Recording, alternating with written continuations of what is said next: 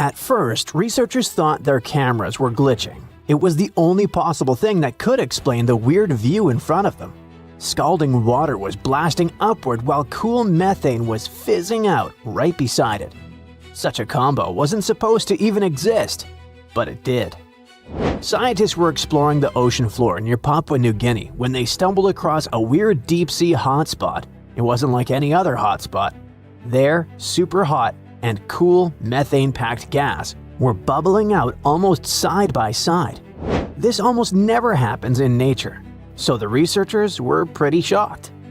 They were cruising around with a deep-diving robot, the Rove Keel 6000, poking around underwater volcanoes in a remote island chain. These volcanoes hide all sorts of strange features, but nobody expected to find a full-on hydrothermal vent just tucked down there. Plus, other research trips had passed through the area before and missed it completely. This time, the robot's cameras lit up the seafloor and revealed a bizarre view: boiling vents and cold gas seeping out of the seabed.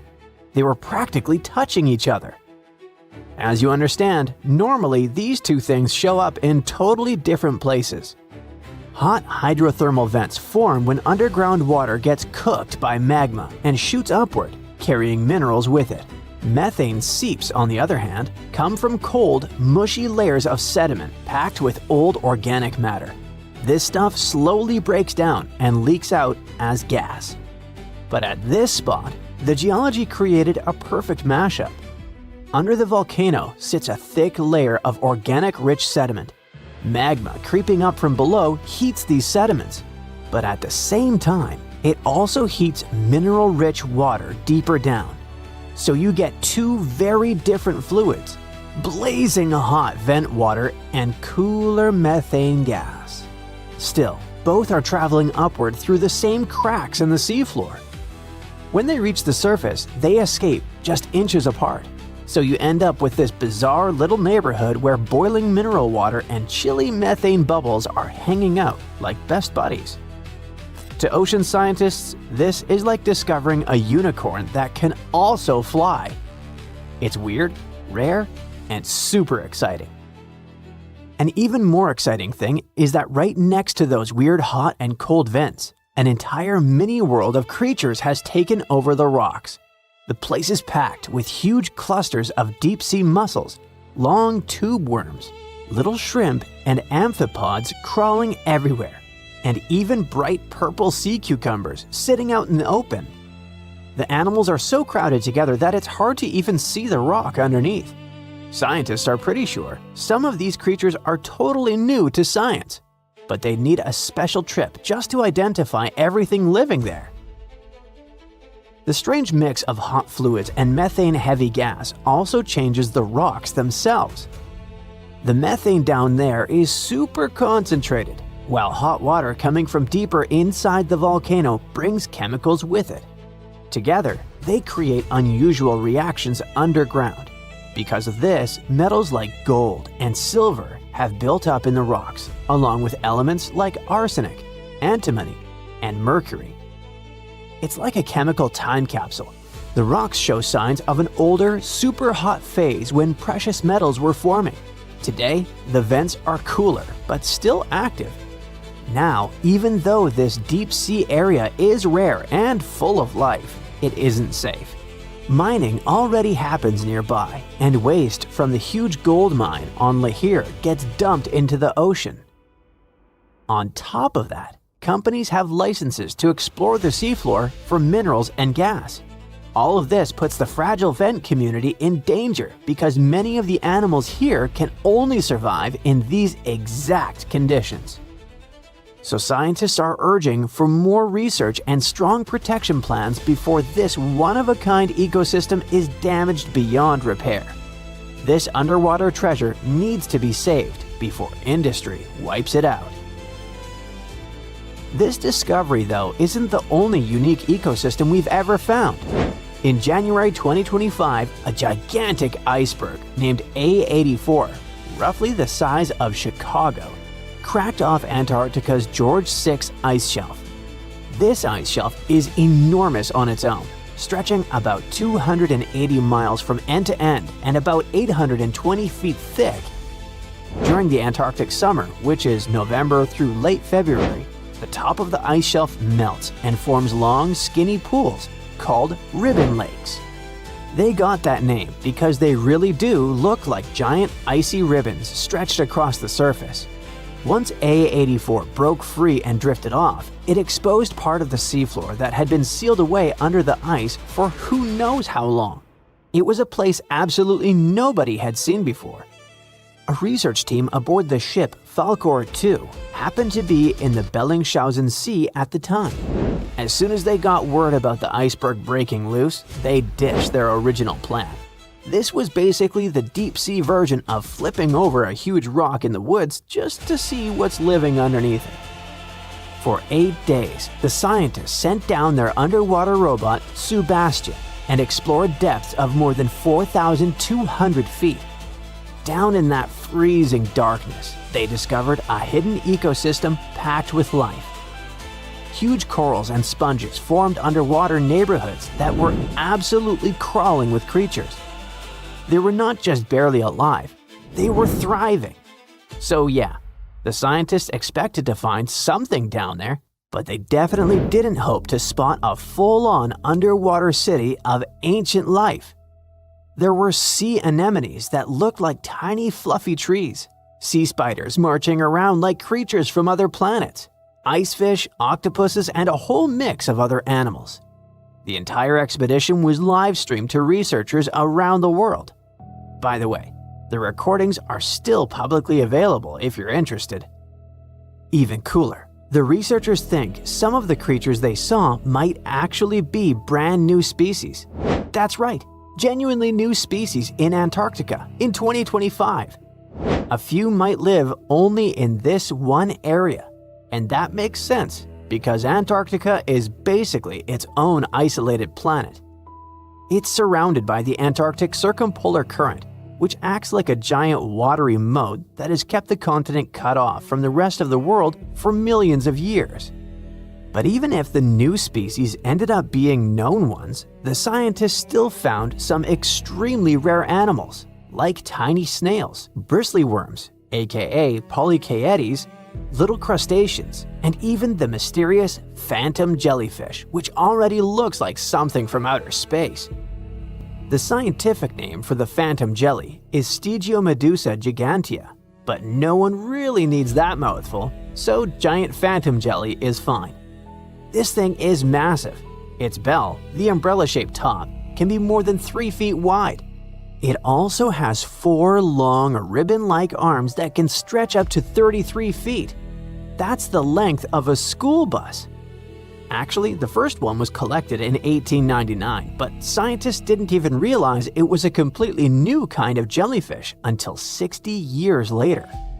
Its body is mostly see-through with a ghostly purple tint, and instead of normal tentacles, it uses those big flowing arms to grab prey and feed itself. Even though jellyfish don't have brains, the way this giant phantom jelly moved caught scientists off guard. It seemed to steer its long arms with surprising control, especially when it drifted through tight spaces near the seafloor. It looked cautious and almost intentional, which is kinda unsettling. Another maybe kinda sorta smart creature lurking in the dark ocean? Great.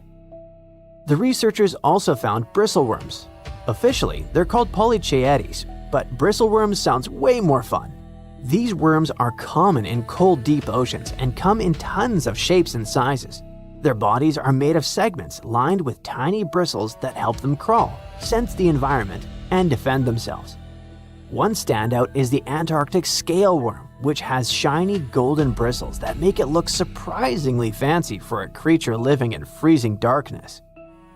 So, as you see, there are still tons of places and things on Earth that don't seem real or aren't even supposed to exist. And even with our level of technology, we're unlikely to figure out all the wonders the world has to offer in the near future. Thanks to sci-fi, we usually imagine extraterrestrials as smart beings with huge heads walking on 2 legs. But if life really exists out there, it could look like, well, anything.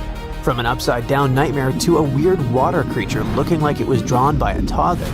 But we don't need to travel across the universe, just back in time. Because a long time ago, Earth already had a creature like that. This is the story of the Tully monster, one of the most bizarre creatures that scientists still can't explain.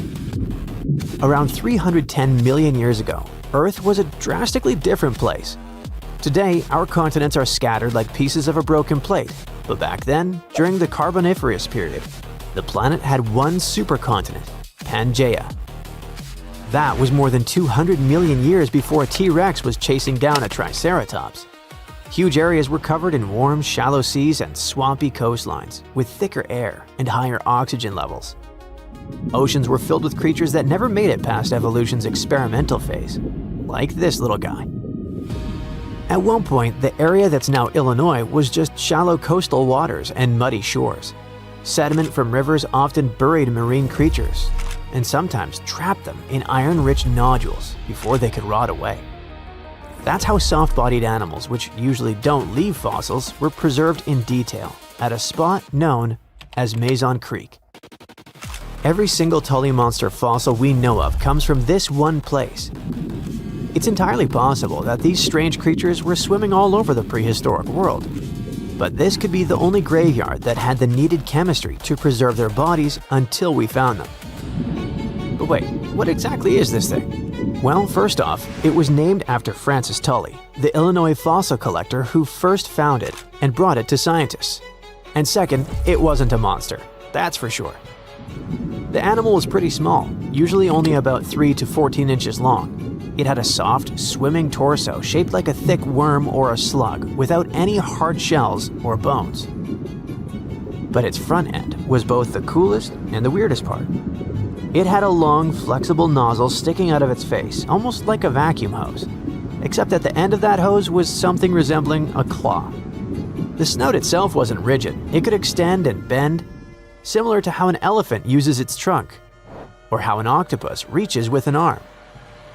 So instead of biting prey directly, it probably reached out with its face tentacle, grabbed a snack, and pulled it in. Its eyes were another weird, one-of-a-kind feature. They were positioned on a stiff horizontal bar extending from its head, with one eye at each end. This setup gave it a wild field of view, similar to how a periscope or side-mounted cameras can help you see more.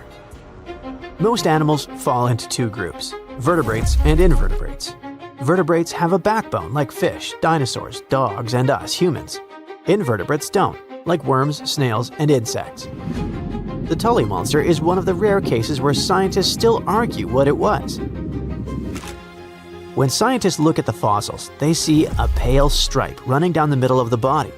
One group says that's just a gut line, which would put the Tully monster in the squishy invertebrate camp, meaning it was a weird swimming slug. But another group claims that it was a notochord, a kind of primitive stiffening rod that evolves into a spine. If they're right, that would make the creature a vertebrate, a distant cousin of fish and even us. Basically, all of this makes the Tully monster a mix of a fish, a worm, and a crab, something never found since. Based on that soft, squishy body and little stabilizer fins, we know the Tully monster wasn't exactly racing other fish. It wasn't fast like a shark. It was more of a slow-motion cruiser. It probably drifted through the water using that long snout to poke around in the mud for jellyfish, sea cucumbers, or maybe even some rotting stuff. Despite its scary-looking claw and eyes, we can't tell for sure if it was a predator. The Tully monster was pretty well adjusted, so we don't know why it went away. If we look at the fossil record, this creature had disappeared way before the massive extinction events wiped out the dinosaurs or the earlier marine life. There wasn't an asteroid or a volcano involved. Perhaps it vanished because its home wasn't the same anymore. Remember, the Carboniferous period was a wet, swampy world. But as time went on, Earth's climate shifted. Tropical estuaries dried up and the chemistry of the water changed. This probably caused Tully's specific playground to disappear. As far as we know, the monster left no genetic heir. Usually, if an animal goes extinct, it leaves behind a cousin or a descendant that evolves into something else. Dinosaurs left us birds. Ancient fish left us, well, modern fish. But the Tully monster remains unique. There's nothing alive today that looks remotely like it, and that's exactly why scientists are still pulling their hair out trying to classify it. We aren't confused because we're missing the pieces. In fact, we have over 2,000 fossils. We're confused because we have nothing to compare it to. And who knows, oceans are largely unexplored, so we might run into some new creature eventually that will add new pieces to the evolutionary puzzle. The Tully monster might be the captain among the weird prehistoric swimmers, but it definitely wasn't alone. If we look back at the fossil record, especially during the Cambrian and Permian periods, we'll find a whole gallery of evolutionary experiments that look like they were designed by a committee of ETs. For example, we had hallucigenia, our upside-down creature. When scientists first found fossils of this tiny worm-like creature, they didn't know which side was up. On one side of its body, they saw long, sharp spines. On the other, they saw soft, stubby protrusions. They assumed the tough parts were legs and the soft protrusions were tentacles on the animal's back. Years later, better fossils revealed it was actually the other way around. The whole animal was put together upside down. The spines were like defensive spikes sticking up, and the softer parts were actually short legs meant to touch the ground. In other words, it wasn't walking on stilts at all. It had been upside down the whole time. Then there was Opabinia. This thing looks like a shrimp that got extremely confused. Most animals are happy with 2 eyes. Spiders have 8, but Opabinia decided it needed 5 for some reason. 5 mushroom-shaped eyes found out on its head, giving it a 360-degree view of the world. And if that wasn't enough, it had a long, flexible nozzle sticking out of its face, kind of like that of the Tully monster. When this animal was first presented at a science conference in the 1970s, the room actually erupted in laughter because everyone thought it was a practical joke. Finally, there was a creature called Helicoprion. At first glance, it looks like a shark. But look at the mouth. Instead of a normal jaw that opens and closes like a hinge, it had something called a tooth whorl. As it grew new teeth, the old ones rotated inward, creating a literal spiral of teeth in its lower jaw. It looked like a circular saw blade embedded in its chin. Scientists spent decades arguing about where this saw blade actually went. Some put it on the nose, some on the tail, until they finally realized it was inside the mouth. All of these creatures, the Tully monster, the upside-down worm, the 5-eyed shrimp, and the buzzsaw shark, remind us of one thing. We think we know what life looks like, but the history of our own planet proves that biology can be stranger than any sci-fi movie. We shouldn't assume evolution follows a straight line toward normal animals like us. Sometimes it takes a detour into the Twilight Zone.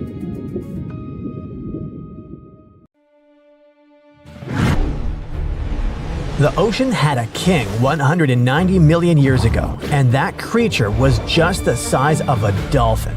But it still kept everyone else in fear.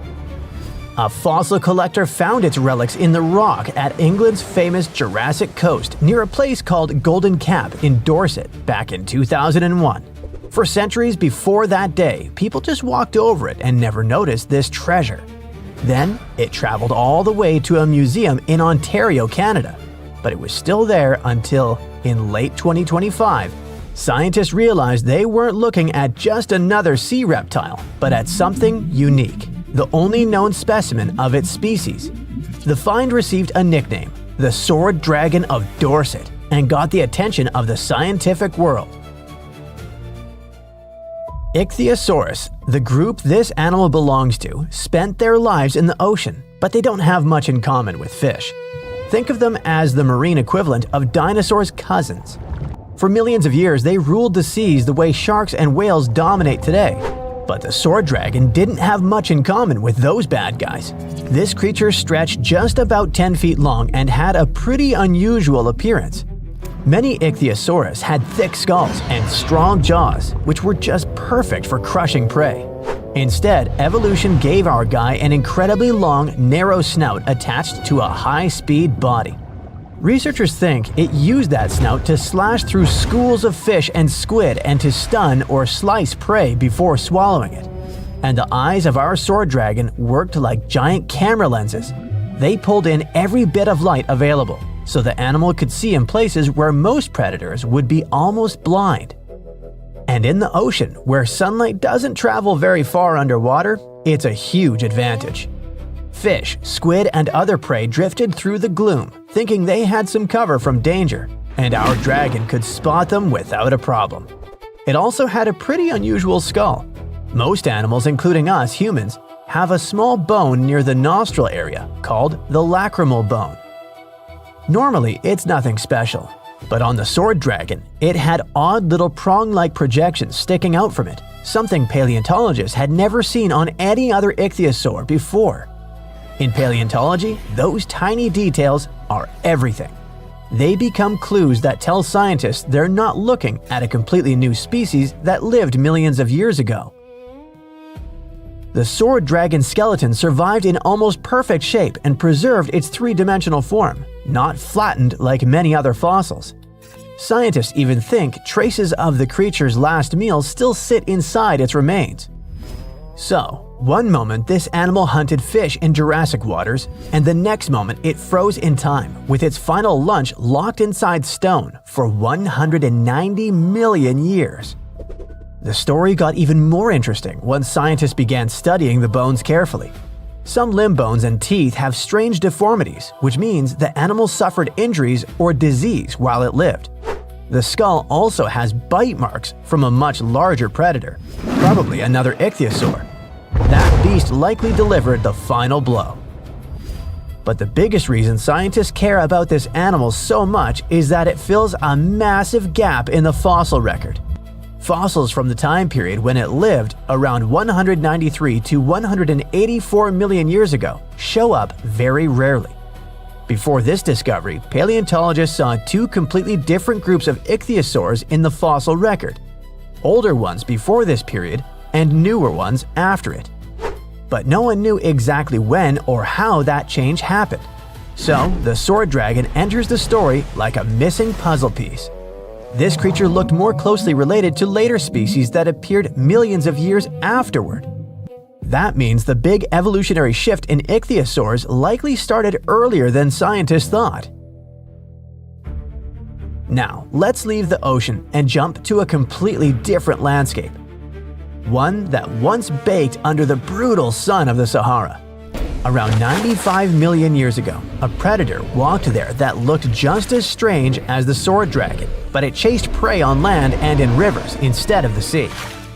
The scientist who led the discovery described this animal as a hell heron. It stretched as long as a school bus and weighed several tons. Its skull had long crocodile-like jaws filled with conical teeth, so it could easily grip slippery fish for lunch.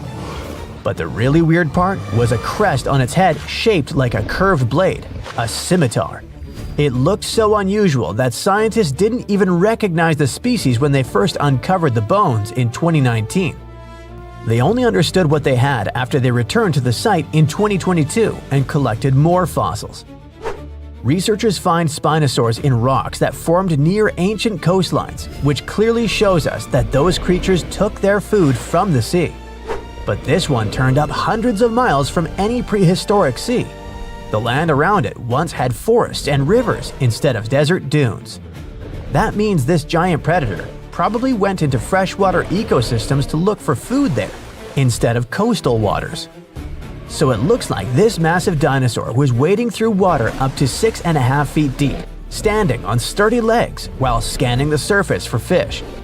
Instead of diving like a crocodile, it likely waited patiently and then snapped its jaws shut in a lightning-fast strike. More than 200 million years ago, another strange survivor swam through freshwater lakes and slow-moving rivers in what is now Zimbabwe. an extinct species of lungfish. Unlike most fish, lungfish can actually breathe air. They have organs that function like primitive lungs, which allows them to gulp oxygen directly from the atmosphere when water becomes too stagnant or low in oxygen. In a way, they live between two worlds, part fish, part early experiment in the transition toward land animals. And that superpower makes lungfish really important to scientists. They are the closest living relatives to the ancient ancestors of all four-limbed animals. There used to be a gap in our knowledge of these creatures, but the new discovery helped fill it.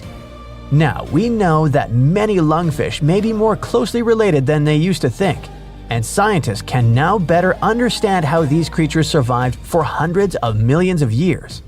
In a way, lungfish are one of evolution's masterpieces. This ancient blueprint kept working when entire worlds of species were born and vanished around them. Now let's travel even further back in time, way before dinosaurs ruled the planet. Around 275 million years ago, another bizarre creature swam through freshwater lakes in what is now Brazil. Researchers discovered the species from 9 fossilized lower jaws, each about 6 inches long. Instead of pointing upward like normal teeth, this creature's teeth stuck out sideways. Every single jaw had the same strange design, which proved the twist wasn't a mistake, but the way the animal evolved.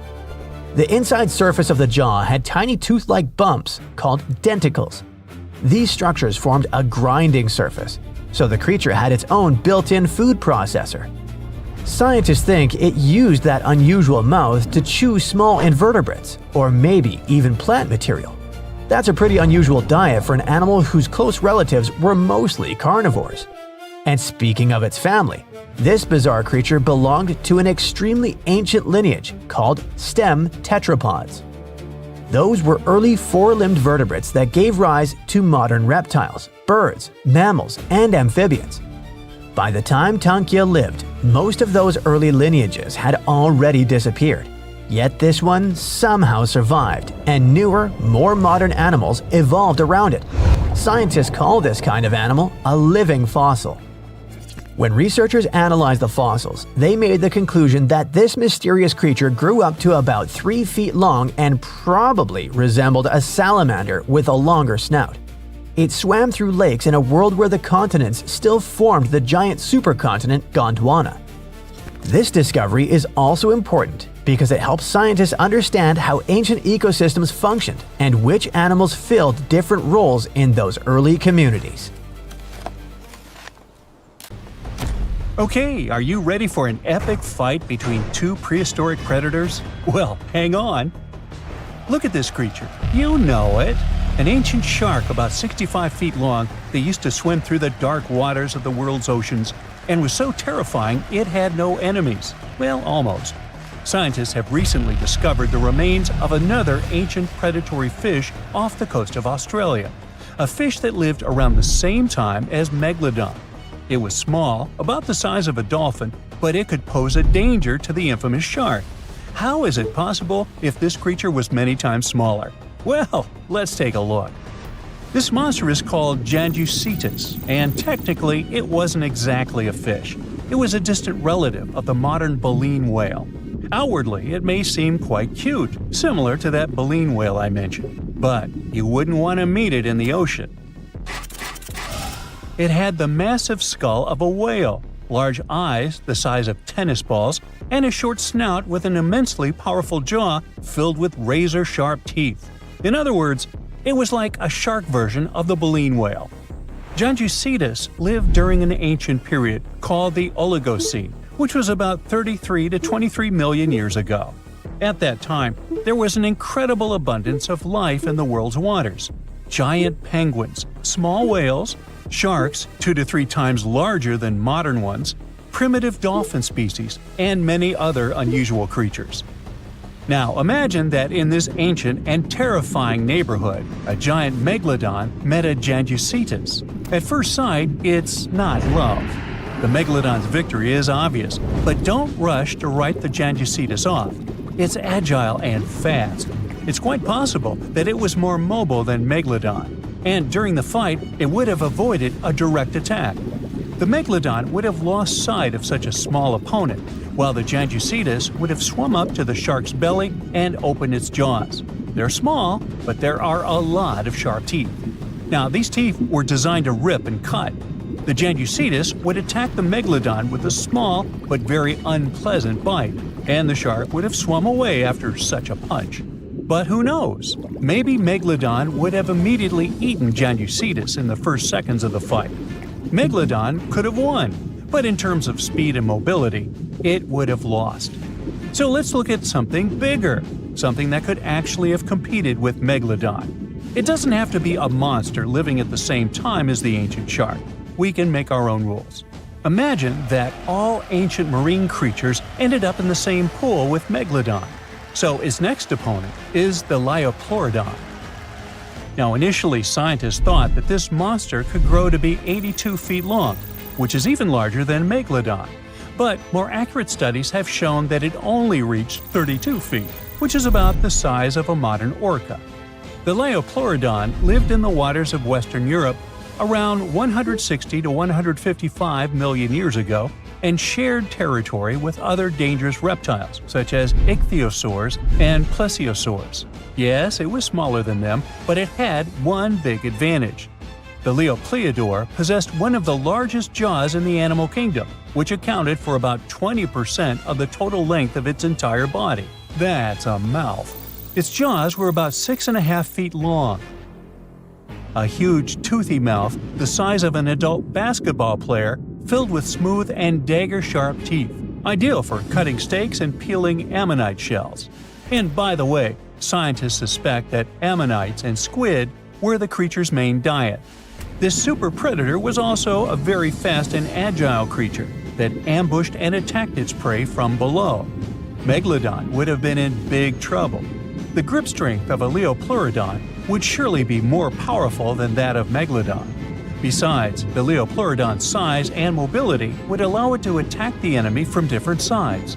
It's probably why Megalodon would have lost in that fight. The next opponent for our Megalodon is the Dunkleosteus, and to be honest, this guy has almost no chance of defeating the large ancient shark. But the Megalodon probably wouldn't have beaten it either. The Dunkleosteus was one of the earliest predators of the ocean. It lived in the late Devonian, about 382 to 358 million years ago. Its size was about 13 to 32 feet or even less, and it also had no teeth. What? A predator without teeth? How did it survive in a dangerous prehistoric world? Well, it grabbed and chewed food with the help of special jaw growths. Those growths were so powerful that they could pierce steel, if there was any around. In a sense, these were not teeth, but bones. Okay, let's say the Megalodon grabbed this predator by the belly and it couldn't do anything with its growths. But the problem is that the Megalodon would have hardly done anything either, because the Dunkleosteus was a heavily armored fish. Just look at this shell. It probably limited its mobility, but it provided incredible protection. This monster felt like a big stone in the teeth of the Megalodon. It's unlikely that the Megalodon would have wanted to chew this stone. It would have spit it out, and both predators would have gone about their business. We've got a draw here. And now, the final match. Here's the next opponent. You see anything? Is this enemy invisible? What's happening? Ah, there it is. Meet the Telemonstrum. It's a tiny ancient monster, just 11 inches long. Huh? What can it do to a giant shark? Next to the Megalodon, the Telemonstrum is like a box of matches compared to a human. But if the Megalodon had had a developed brain, like people do, it would have been very scared of this creature and would have immediately swum away. Many people scream and run away in fear when they see a creepy insect crawling or flying, or when a mouse runs across the floor. Some of us jump on the couch in horror. Not all of us, but some. The Megalodon would have jumped out of the water like a dolphin if the Telemonstrum had charged at it. Just check it out. It looks like an underwater bike with a long trunk with a jaw at the end. And these handlebars, where you would put your hands to control your bike, are the eyes. It's like the eyes of a hammerhead fish, only thinner and longer. The body of a squid, cuttlefish fins, snail eyes, and a toothed proboscis. This is a horror movie character. Scientists say it probably hunted jellyfish, small fish, and shrimp. And it didn't chew the food, it licked it like ice cream. Obviously, it's not an opponent for the megalodon, but it's still a creepy monster. Well, what would have happened had it really started a fight with a megalodon? It would have been difficult for the ancient shark to find it. It would have been unlikely to catch this tiny monster in the mouth, and the telemonstrum wouldn't have been able to do anything to the megalodon either. However, I can think of one strategy. The creepy creature had a long trunk. What if it had just swum under the megalodon's fin and started licking it? If the shark had felt the tickles, then it would probably have worked. But most likely, they wouldn't have fought each other. It seems like they would have made perfect friends. The telemonstrum lived about 300 million years ago in shallow seas and estuaries that covered the territory of the U.S. When scientists discovered this creature in 1955, they were shocked because no one had any idea what it was. Experts compared it to worms, tunicates, conodonts, mollusks, and vertebrates. And do you know who it really was? Well, scientists still have no idea. They can't determine its place on the tree of evolution. Perhaps this is some new branch, and its descendants simply haven't survived to this day. The megalodon was one of the most dangerous predators on Earth.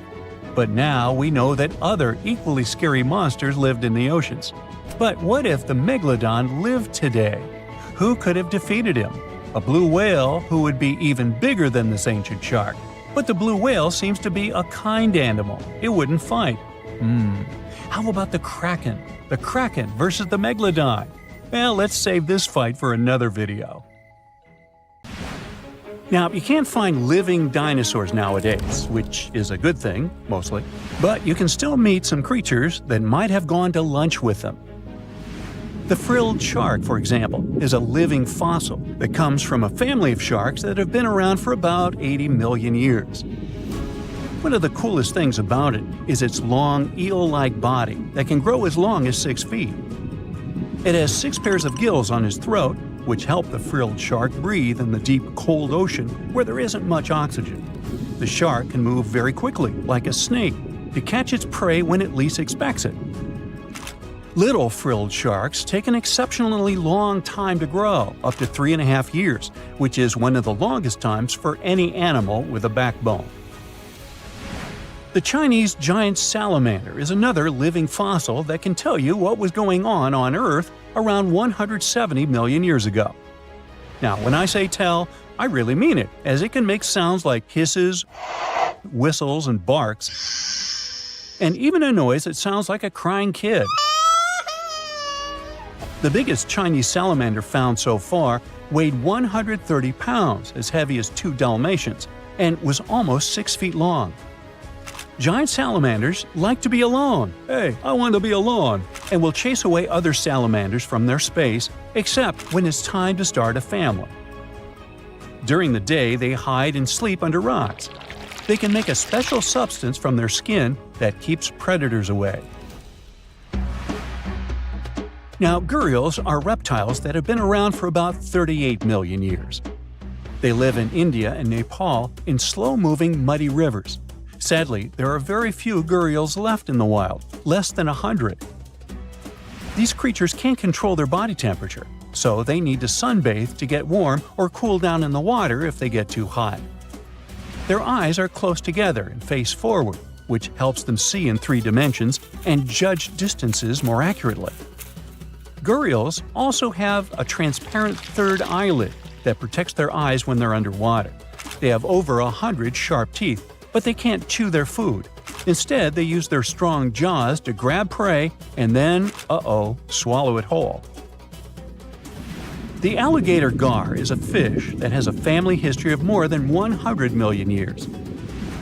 It still has some cool features from ancient times, like being able to breathe both air and water. It also has a special spiral-shaped intestine, like a shark. The alligator gar is one of the biggest and heaviest fish in North America. Just like an alligator, it has a long body and snout, plus a row of sharp teeth. But instead of legs, the gar has fins to help it swim underwater. The tuatara isn't a lizard as you might think, and isn't a dinosaur either. This New Zealand resident is one of the most unique animals in the world. Scientists love studying tuataras because they can help us understand how today's lizards and snakes evolved. One of the coolest things about the tuatara is its third eye, called a parietal eye, on its head. It has its own lens, retina, and a nerve that connects it to the brain. Scientists think it might help the tuatara know when it's light or dark outside and absorb sunlight to make vitamin D or help them keep their body temperature exactly right. Tuataras can live an extraordinarily long time, up to 100 years. Cassowaries are the youngsters on our list, as they've been around for only 60 million years. They have some things in common with dinosaurs, like their three-toed feet and how they breathe. Cassowaries love to eat fruit, lots and lots of fruit. This love of fruit helps the rainforest because when cassowaries eat the fruit, their bodies don't harm the seeds inside. As they move around the forest, they spread these seeds, you can guess how, with their own natural fertilizer, helping new plants grow. Cassowaries are big birds, about 6 feet tall and weigh over 100 pounds. They have a special claw on each foot that is 5 inches long, and they can use it to kick real fast. If they feel threatened, they can charge, kick, and even jump on someone. They can also leap up to 5 feet in the air. So, the best thing to do is stay far, far away from where they live. The order Notostraca is a group of crustaceans that you may know as tadpole shrimp or shield shrimps. These animals have been around for about 360 million years. They have a wide, flat shell that covers their head, and they have a pair of eyes on top. These creatures can be found all over the world in different kinds of water, like freshwater, brackish water, and even salty pools. They can also look different depending on where they live. Notostracans aren't picky eaters and can snack on pretty much anything, from plants to small animals and other shrimps. Some of them are considered pests in places like California rice paddies because they stir up the mud, which blocks sunlight from reaching the young rice plants. Sturgeons are some of the largest fish species on the planet. They live only in the cool waters of the northern hemisphere and never travel below the equator. Even though they are huge, sturgeons don't have teeth. They eat by sucking food off the bottom of rivers, gulfs, lakes, and oceans. Scientists believe that sturgeons came from a group of fish that first appeared around 419 million years ago, long before dinosaurs even existed. Their ancestors survived a big extinction event that wiped out 90% of all species and went on to become the largest fish in many rivers in North America and Eurasia. Sturgeons can live up to 100 years old or even older. Female sturgeons can lay up to 3 million eggs at a time, but not all of the eggs eventually turn into real fish. Our next hero, the Pacific lamprey, has successfully lived through at least 4 mass extinctions. Its ancient ancestors evolved over 450 million years ago. These creatures have cartilage instead of bones and a third eye, which is a special light-sensing organ on top of their heads. Instead of a regular jaw, they have a mouth surrounded by teeth. They latch onto prey and sup up body fluids like real underwater vampires. And although he wasn't living underwater, the story goes that King Henry I of England might have lost his life because of a lamprey. The English monarch loved this fish so much that he defied doctors' orders to stop eating its flesh.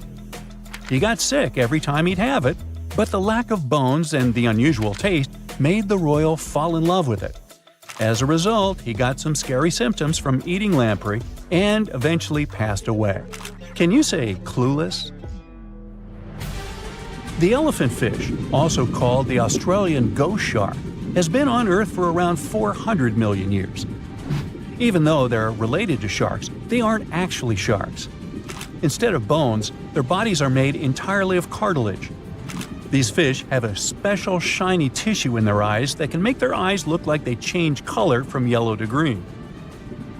Elephant fish can be pretty tough and will fight back if they feel threatened. They like to be alone and usually don't hang out with other fish. Horseshoe crabs also deserve the title of survival champs as they've been around even before dinosaurs, since 450 million years ago. 4 species are still roaming the ocean from Maine all the way to Mexico. Horseshoe crabs are more like spiders than ticks than they are like real crabs. They have 9 eyes, plus extra light sensors near their tails so they can see really well. They breathe underwater using flap-like gills near their belly, and sometimes they use these gills to swim upside down. Every spring, when the tide is high, these creatures come up to the beach at night to mate and lay their eggs, and you can see hundreds of thousands of them. In 1969, 2 brothers went fishing on the Altamaha River in the Clark's Bluff area. They cast their fishing rods, ready to wait for some fish to bite their bait, but at that moment, they saw something strange. At first, they thought it was a sturgeon, but then they saw that the length of this sturgeon was about 13 feet, almost as tall as 2 basketball players. Of course, such a size didn't frighten the brothers because some species of sturgeon can reach a length of 24 feet, which is about 3.5 basketball players. Something else surprised them. The face of this creature resembled that of an alligator. The tail was horizontal. It had a triangular crest along its upper body and sharp metal-colored teeth protruding from its mouth. A creature that looked like a dinosaur was quite an unusual phenomenon for the time when Steven Spielberg was an aspiring young director and didn't even think about creating Jurassic Park. So, on that day in 1969, 2 brothers saw something elusive, like Bigfoot or the Loch Ness Monster. They saw a creature that had been the subject of stories for centuries, a creature that is being searched for even today. They met Altamaha. This is a famous and narrow circles monster that lives near the mouth of the Altamaha River in southeastern Georgia. People from the Lower Muskogee Creek tribe talked about it long before the British colonization. In ancient times, there were legends about a snake-like lizard that bellowed and hissed. So this monster has already been elusive for several centuries. But do you know what distinguishes Altamaha from Nessie, Chupacabra, and others?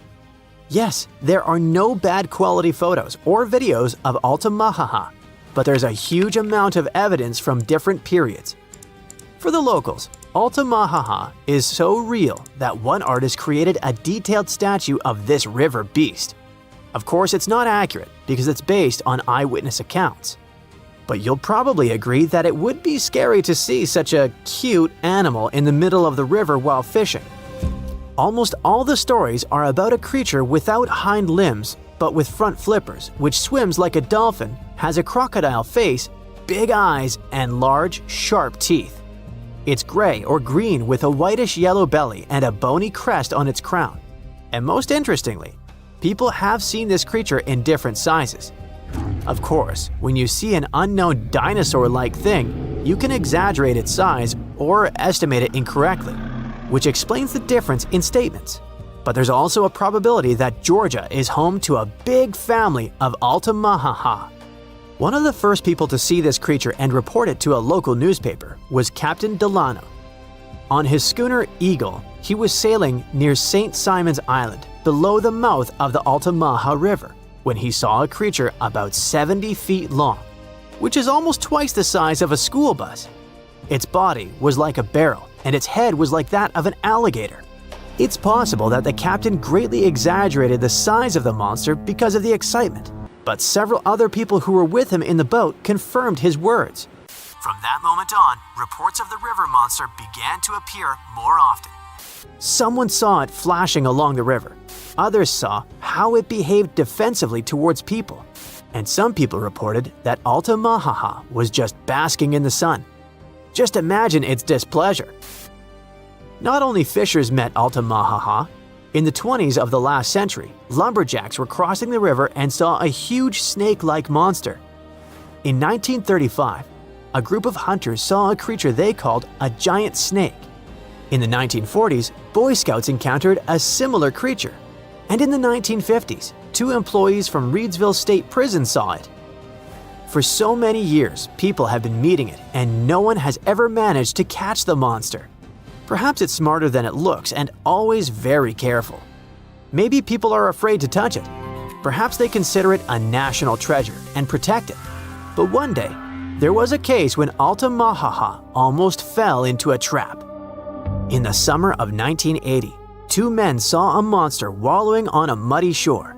It seemed like it was stuck and trying to get out.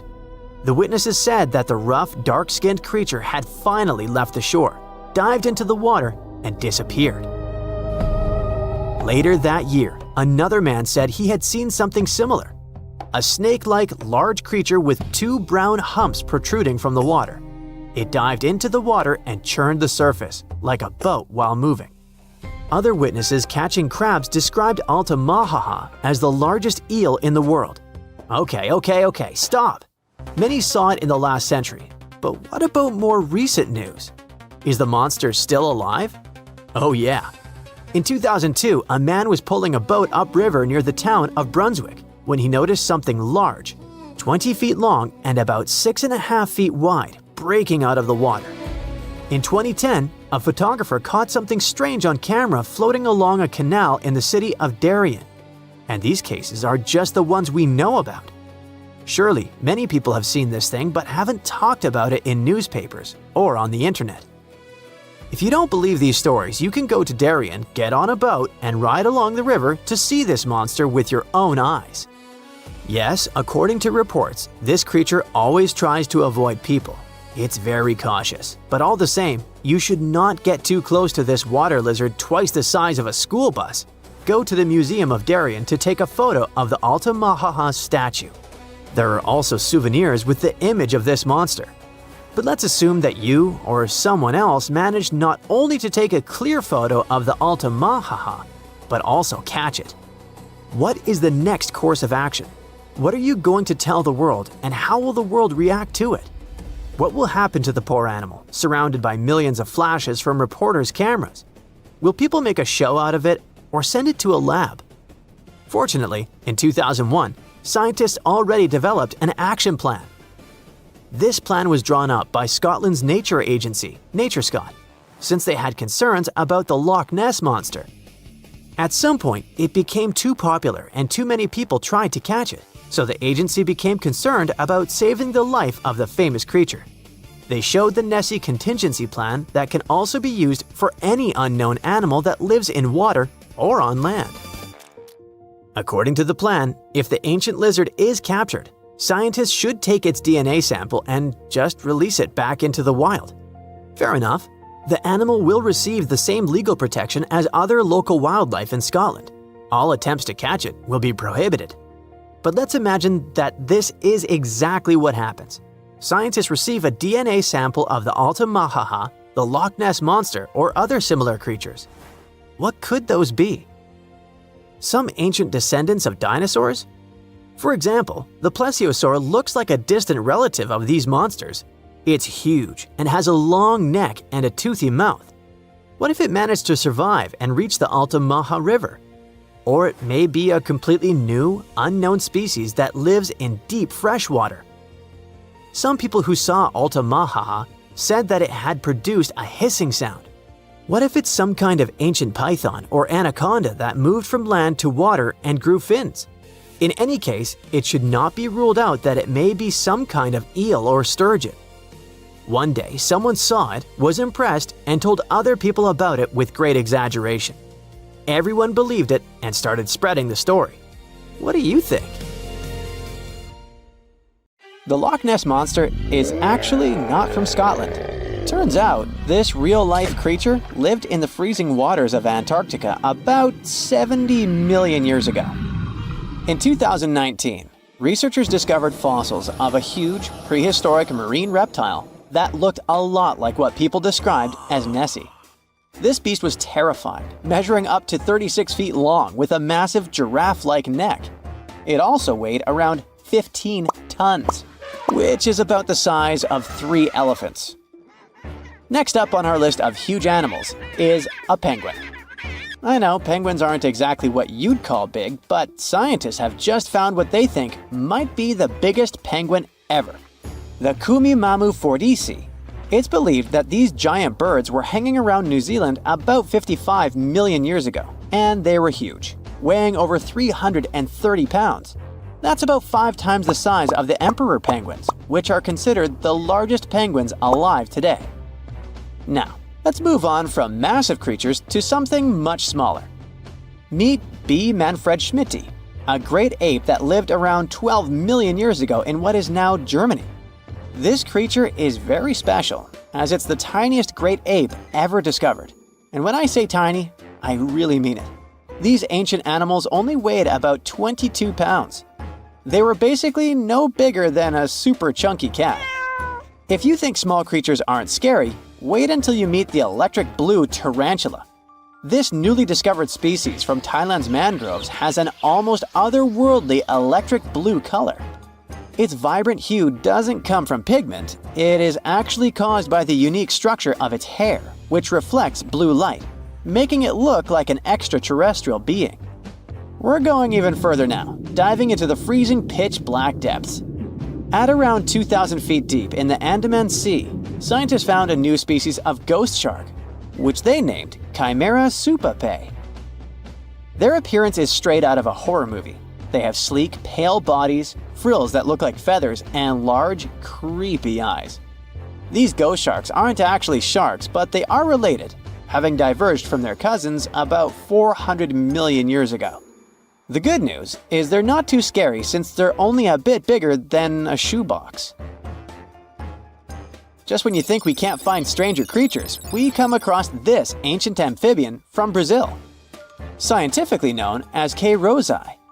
This newly discovered giant crocodile-like creature lived during the Triassic period, over 240 million years ago. At nearly 10 feet long, it had a powerful jaw, resembling the modern-day alligator. This beast was definitely a survivor since it adapted to the most severe conditions ever seen on the planet. Last year, scientists were tracking the dense Amazon rainforest at night when they found some quirky orange spiders that looked like they were wearing black boots. The team soon discovered it was a new type of giant crab spider. And no, they don't look like crabs at all. They only got their name because, while perched on plants, these spiders spread their legs out to the sides, just like crabs. Do you know that some new species are named after celebrities? Hollywood icon Harrison Ford now has his very own snake, for example. Discovered in Peru, T. Harrison Fordy honors the actor famous for his role as Indiana Jones, an archaeologist with a notorious fear of snakes. Unlike the film's menacing serpents, this new snake species is quite modest in size, measuring about 16 inches long. We also have the Rampholion princei, a small new species of pygmy chameleon from Tanzania that was named after US rapper and poet Prince Iya. He received this honor because of his work raising awareness about global environmental issues. Another celebrity namesake is DiCaprio's snail-eating snake, which hangs out in the shrubs of Panama's forests. This S. Irmelindi caprioi is about 15 inches long and spends its nights on palm fronds looking for snails and slugs. Its round eyes look like glowing coals that can be a bit scary, but overall, the creature is super chill. Even when it feels threatened, it doesn't bite. It just coils up around its head and gives off a really bad smell. Now something a bit more sinister. Meet Venomius tomhardii. Does that name ring a bell? Exactly. This new species of spider was named after Tom Hardy's portrayal of the infamous Marvel character Venom. And all because the black spots on the spider's abdomen reminded researchers of the famous anti-hero. Most spiders of this species were found in Australia at night, sitting in their elaborate webs in forested areas near the coast. When disturbed, these creepy crawlers often hide in silk-lined hollows in tree branches. We've also got something for the Lord of the Rings fans. In the vast and warm waters of the Amazon River, scientists have just discovered a new species of pacu. This fish is a relative of the terrifying piranha, with a plant-based diet and human-like teeth. It was named Myloplus sauron because of a bold vertical black mark on its side, which reminded researchers of the fiery eye symbol of the villain Sauron from Tolkien's epic saga.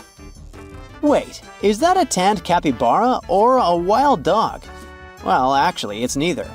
This is a newly discovered dwarf deer. This tiny creature, about the size of a basset hound, scurries through the forests of Peru. The combo of large eyes, stocky body, and short legs makes this animal simply adorable. This cute little deer is the complete opposite of what we've got coming up next. This bizarre-looking creature is what we believe the beast of 5 teeth might have looked like.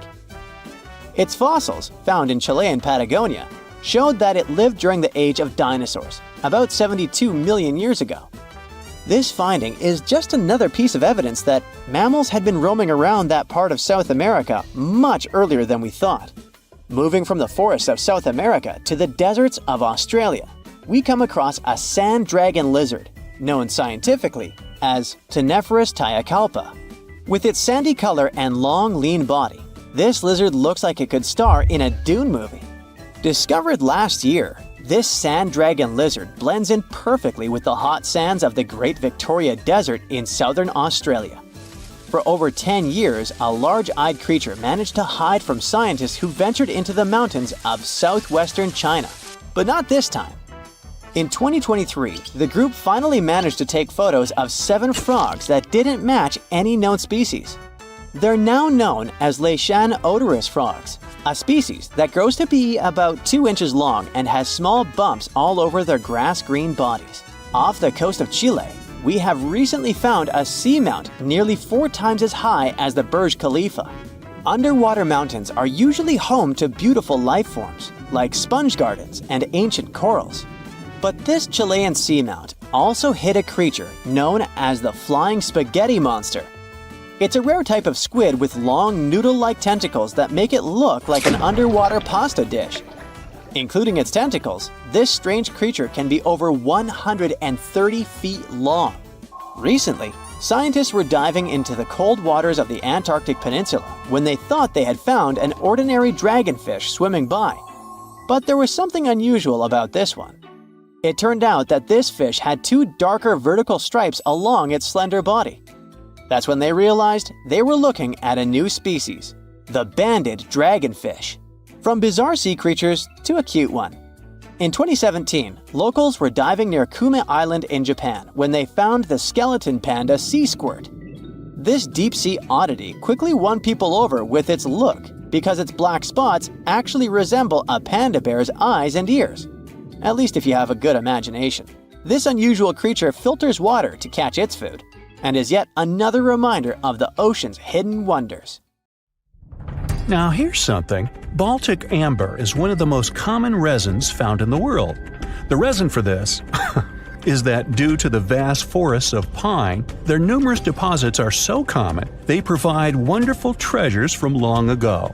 Ants are especially common in the Baltic amber, which comes from pine trees. Its resin is rich in sugar, so the ants often live amongst the trees, close to the easy source of food. One block found in East Germany has preserved one ant that is estimated to be about 48 million years old. Think of the birthday cake. But what makes this find interesting is another animal inside the amber. It's a mite, notorious hunters in the insect world, capable of traveling at great speed. These guys quickly latch onto their hosts, sucking them dry. They're also capable of destroying entire hives in one go. And within this piece of amber, the amber provides a display of their final struggle. In Southeast Asia, feathers belonging to something unique have been found from 80 million years ago. They were captured in resin during the Cretaceous period, a peak time for dinosaurs. The many feathers inside are from the coelurosaur. It looks like a dinosaur, but this animal is more related to birds. Other feathers like this have been found in resin. They belong to avian and other non-flying dinosaurs. The discoveries have helped reimagine what dinosaurs actually look like. Still, dinosaurs may have had feathers instead of being completely bald. Of course, for most of them, the feathers weren't used for flying, but they helped the dinos stay warm. However, the feathers weren't all that was found, and a part of the coelurosaur's tail is also preserved. Still, it's so small and ancient that its DNA hasn't survived to map their entire genome. The enclosed tail is also very delicate, and it can't be removed from its protective amber shell. But although these findings can only be observed, they've still provided a great insight in the evolution of birds. But how does amber preserve things so effectively, even at the initial stages? The trees produce the resin to protect any small gaps in the bark against feeding insects.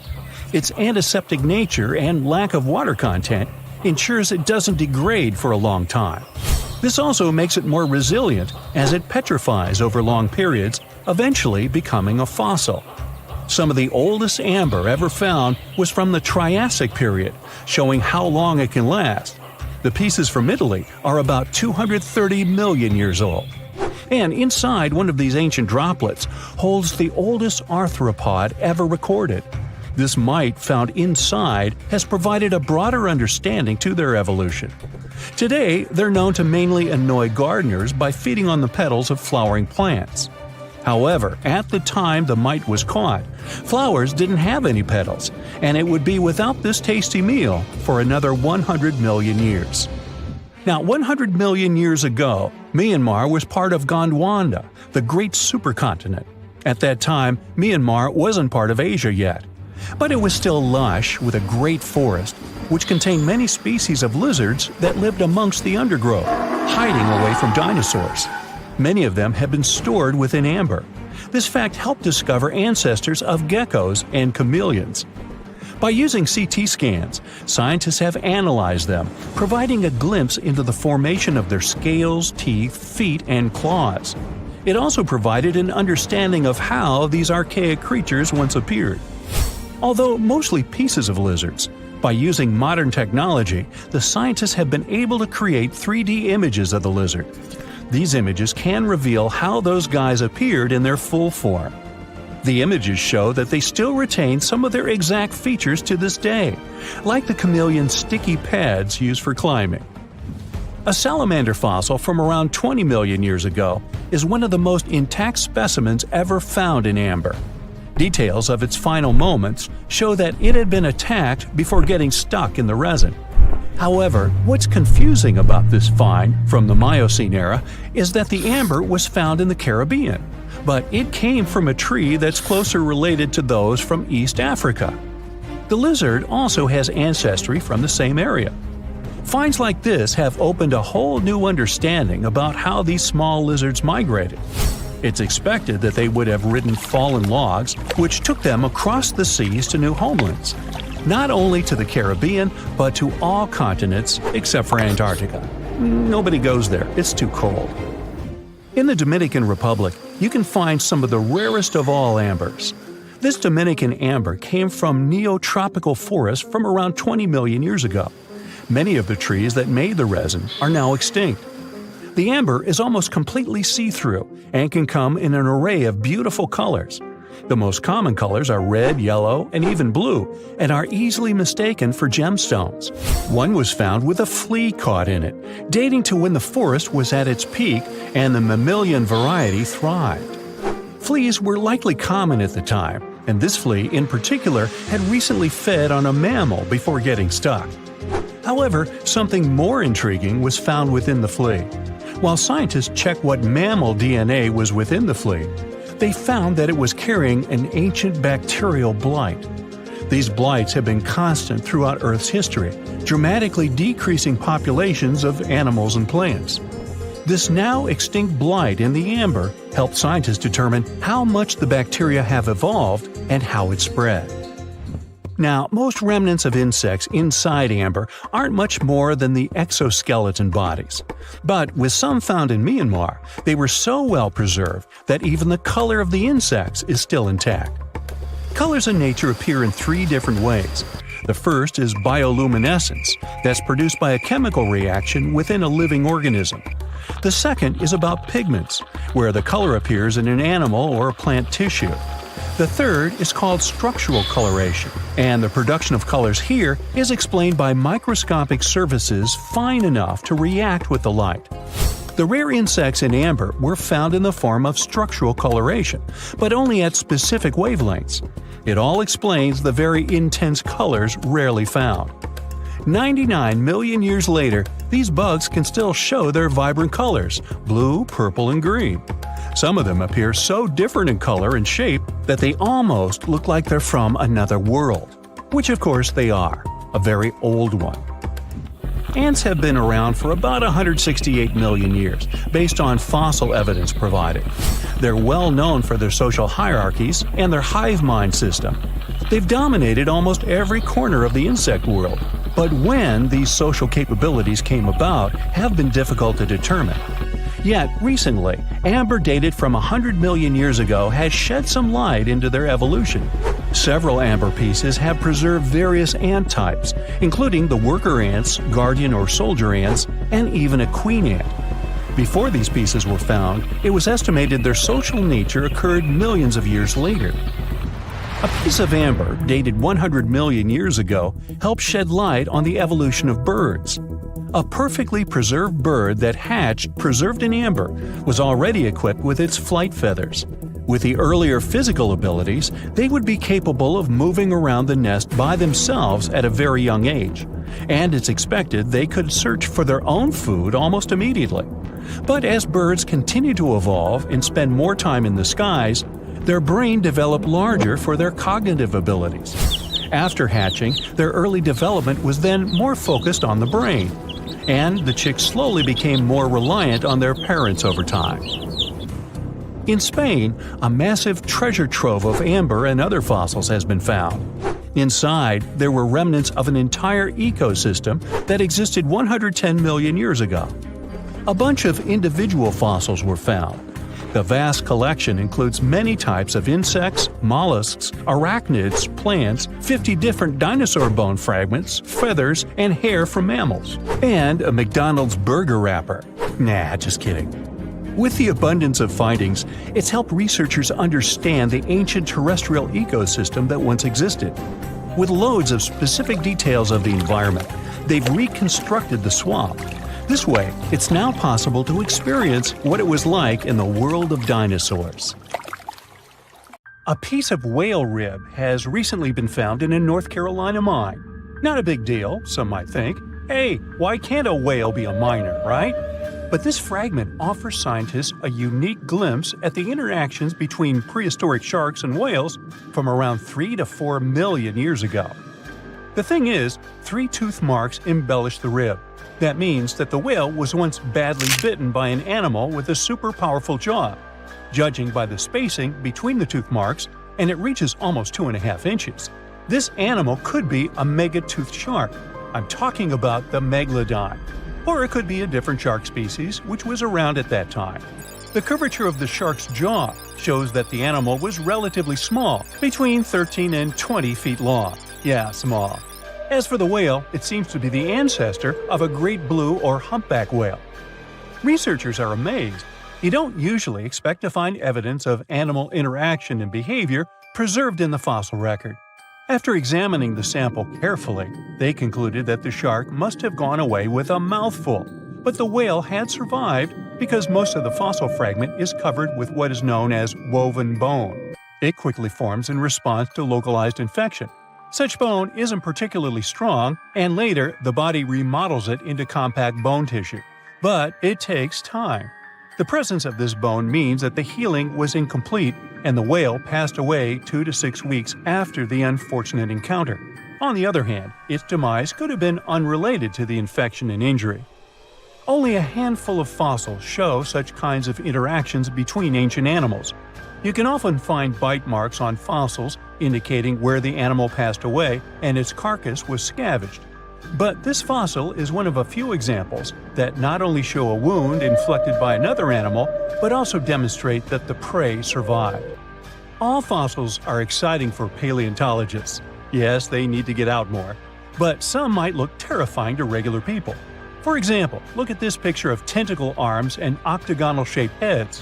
When it first appeared in mass media, internet users claimed that it was some ancient organism that had come from space.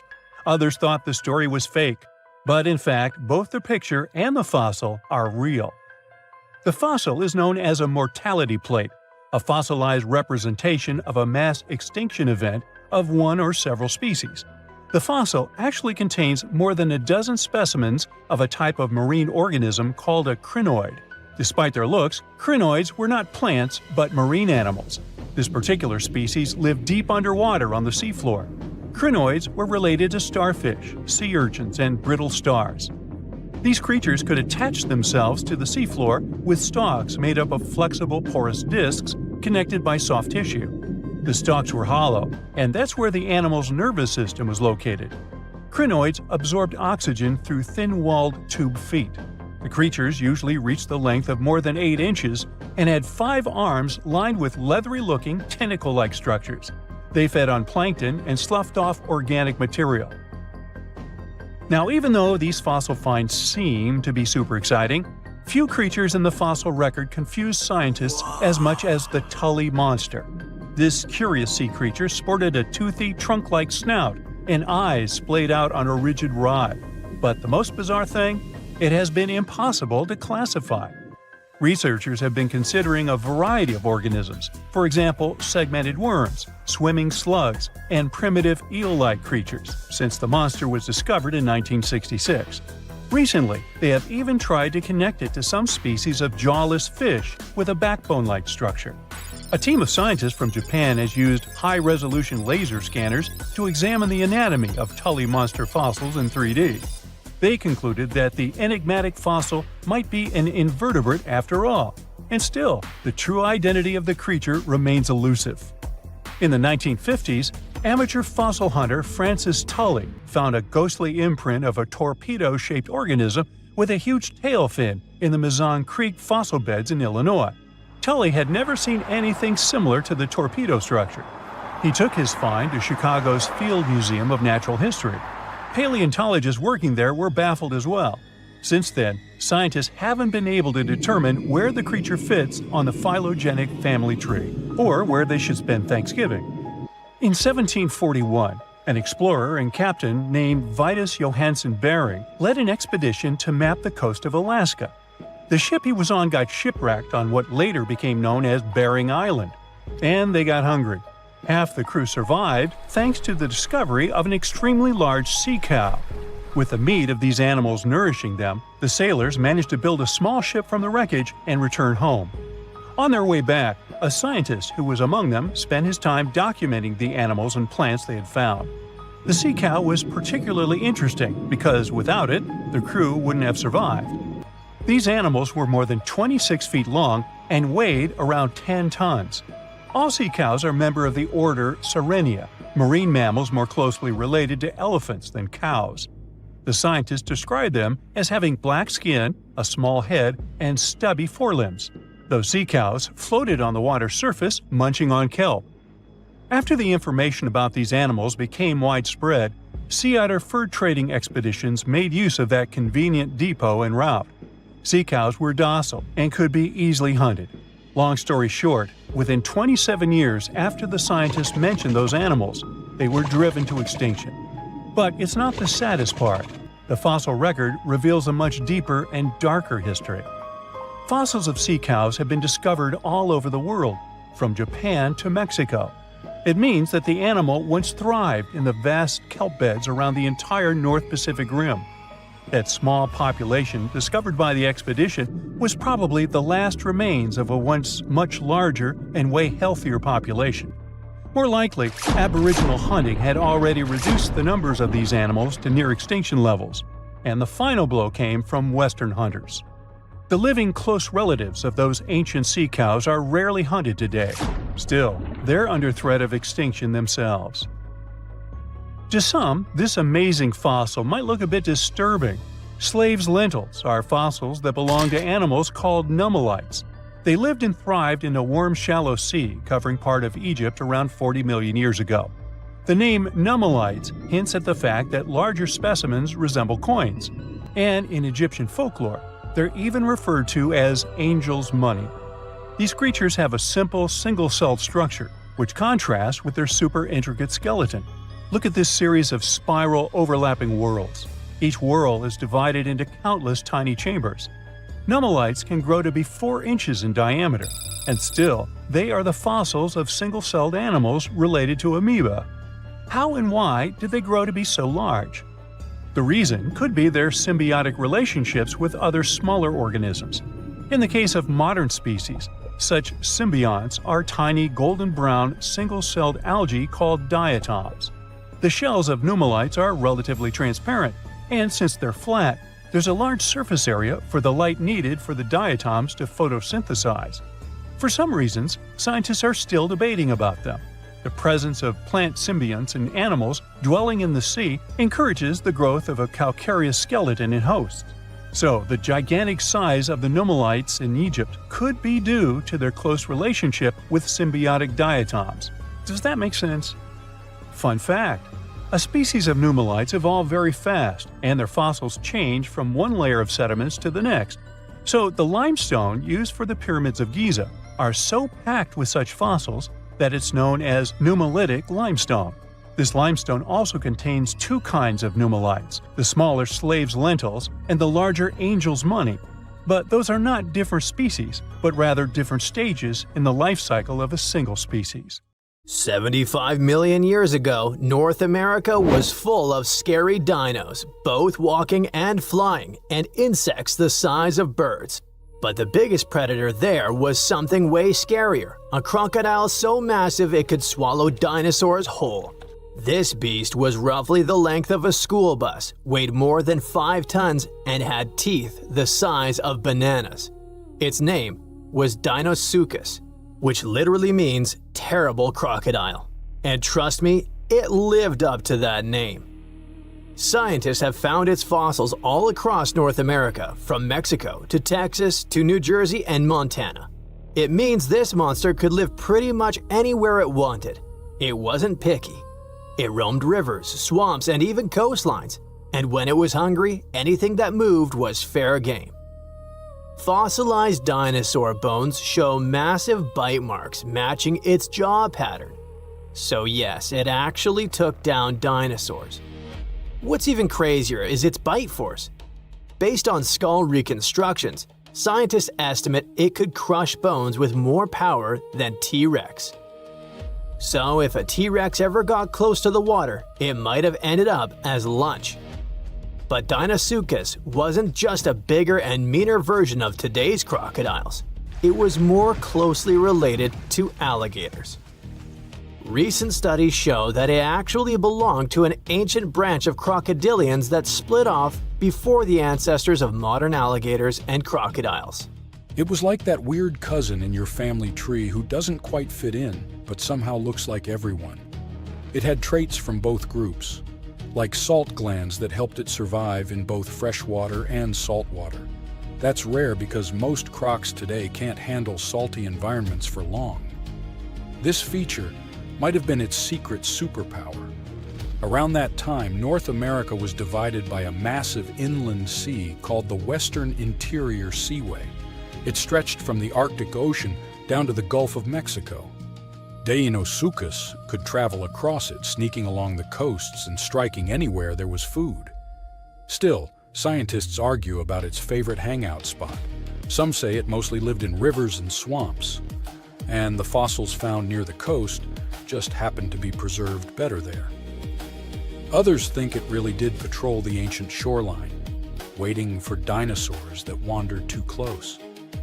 Either way, this reptile ruled its world, and the climate of its time helped it thrive. The late Cretaceous was a warm, humid idyll filled with wetlands, forests, and endless food sources. Giant turtles, fish the size of cars, and whole herds of herbivorous dinosaurs gave Deinosuchus an all-you-can-eat buffet. As long as the ecosystem stayed stable, it could keep getting bigger and bigger, and it did. Throughout Earth's history, huge crocodiles have evolved again and again. It's like nature's favorite blueprint for apex predator. Even today, Nile crocs and saltwater crocs are living proof that this ancient design still works perfectly. Some scientists even joke that crocodiles are basically dinosaurs that decided to chill and wait it out. They survived mass extinctions while most other big reptiles vanished. Deinosuchus wasn't so lucky and went extinct around 73 million years ago, most likely because the environment changed and its food sources dwindled. But the ocean is still full of mysteries. Maybe some gigantic croc-like beasts are still lurking out there. And while we're guessing, let's look at some other prehistoric creatures that make scientists rewrite what they thought we knew about life on Earth. First up, we have the Dragon of Death. Don't even make me pronounce its full name, Thanatosdracon amaru. Scientists found its bones in western Argentina, in formation layers called the Plautier Formation, from about 86 million years ago, the late Cretaceous. This creature wasn't just big, it was gigantic for a flying reptile. Judging by some of its bones, it has a wingspan somewhere between 23 and 30 feet. That's like a small plane wing outstretched. It's officially one of the largest pterosaurs ever discovered in South America. Its fossils are pretty well preserved, including parts that are usually squishy and fragile in flying reptiles like vertebrae and limb bones. This gives scientists clues not just about how it moved, but about what ecosystems were like back then. Looks like it enjoyed marshy floodplains, big open skies, and plenty of prey below. Our dragon likely used its size to its advantage, either going after small dinosaurs or scavenging. The fact that this massive creature managed to evolve wings capable of flight is just crazy. Next, we've got a creature that looks like a mix of a dino and a skunk to me, Stegosaurus elengasin. Scientists found fossils of this cool guy in southern Chile, among rocks deposited about 75 million years ago. The thing that hits you first, let's hope, not literally, is its tail. Instead of the usual spikes or clubs you get in other armored dinos like ankylosaurs, Stegosaurus had a flat blade-like tail made from fused bones. It looked almost like a weird paddle or frond. Scientists compare it to Aztec ammunition because of that blade structure across the tail's rear half. It wasn't huge, only about 6.5 feet long, but what it lacked in size it made up for in weirdness and cleverness. Its body had armor plates, protective skin scutes, and a skull structure showing features of different dinos.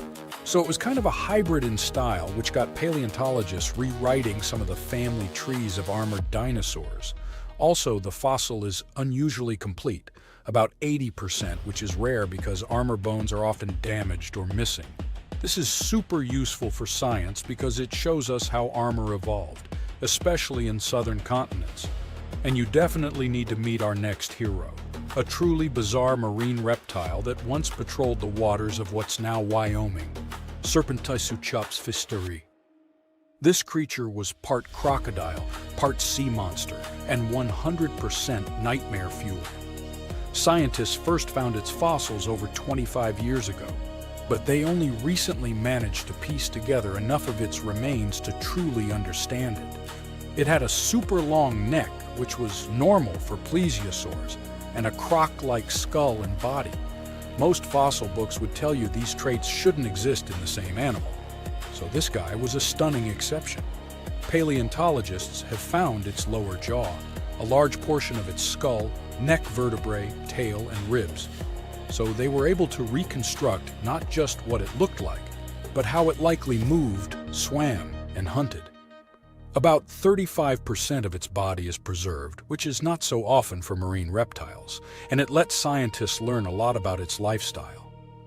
With its long neck and the power of a crocodile, plus a super combo of speed, reach, and bite, this guy was most likely a top predator of its time. Last but not least, we have this cool dino, Duonicus tsokhtbatari, that lived in Mongolia's Gobi Desert around 90 to 95 million years ago during the Cretaceous period. It wasn't a meat-eater like T-Rex, but more of a plant muncher. It grew to about 10 feet long, roughly the size of a tall adult human lying down, and weighed around 575 pounds. Pretty hefty for a leaf eater. The craziest thing about this heavy guy was its hands. It only had 2 fingers on each hand, and each finger carried a giant curved claw about a foot long, covered in keratin, the same stuff your nails are made of. That keratin actually added over 40% to the claw's length, which is super rare to see preserved in fossils. Because of that, scientists can actually study the full shape and structure of the claw, not just the bone.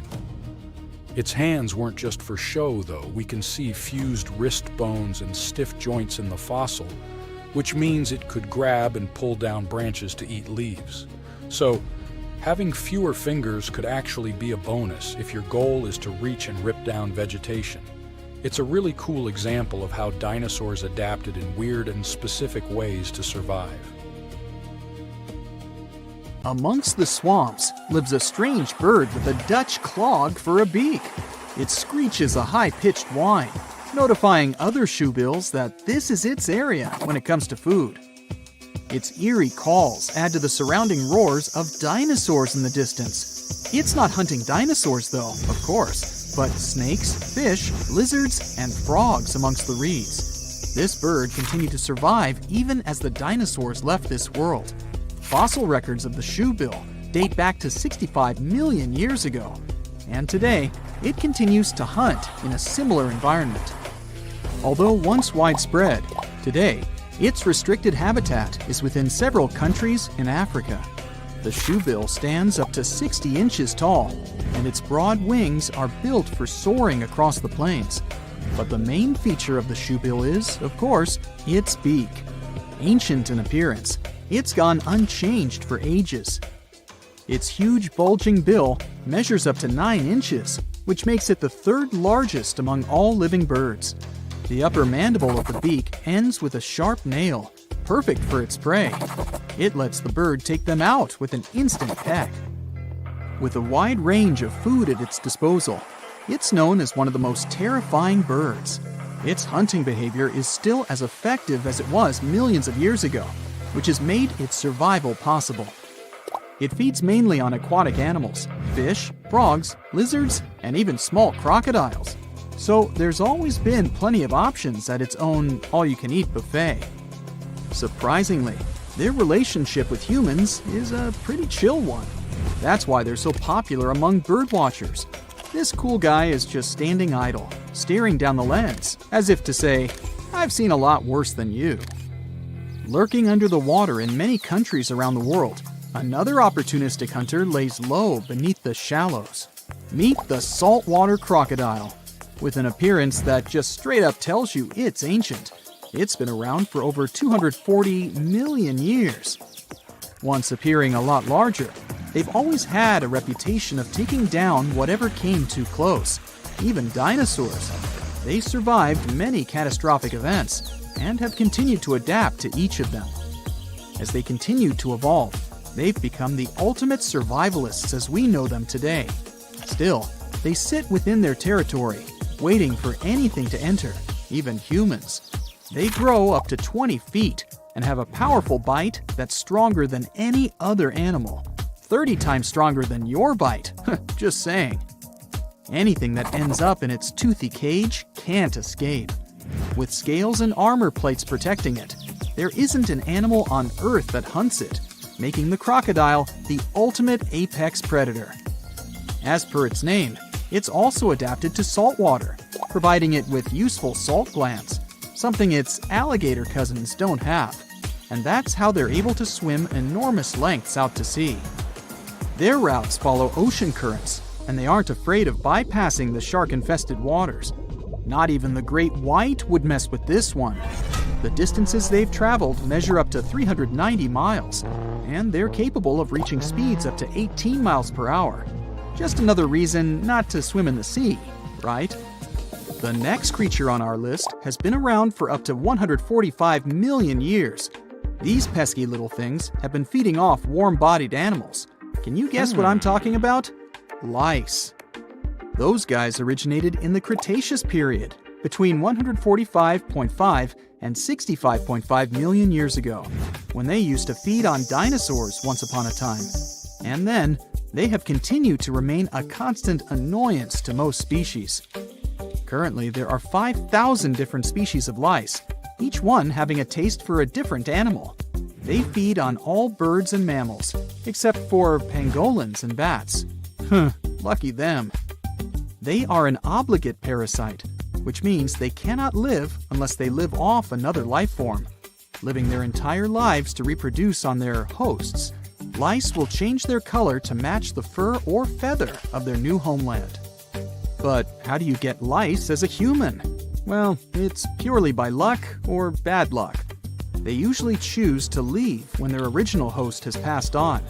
They seek a free flight from a nearby fly, grabbing onto its legs and hitching a ride to the new homeland. Within 4 small islands in Indonesia lives a powerful beast, a reminder of the megafauna period. Meet the Komodo dragon. Reaching a length up to 10 feet, it's a master ambusher. Its hunting method involves tracking down prey, then injecting venom into it. As the prey escapes, it will track it down as it slowly tires and then feeds on it. And that's how it's managed to survive for millions of years. But it has strangely disappeared from other parts of the world. These islands weren't always its home, and it's only been here for the past 4 million years. Originally, the dragon's ancestors came from Asia, but migrated south to Australia 40 million years ago. And with a great range and variety of food, that's where they grew to their massive size. Then, some 25 million years later, a collision with continental land masses occurred between Australia and Southeast Asia. Taking the opportunity, they spread even further, as far as East Timor. As the islands became separated, the Komodo dragons continued to flourish in their new lands. Without any competition, they could maintain their normal hunting methods. Unfortunately, in Australia, they all eventually disappeared due to competition from humans. Another ancient species is really intriguing, not only because of its appearance. Let me introduce it to you, the coelacanths.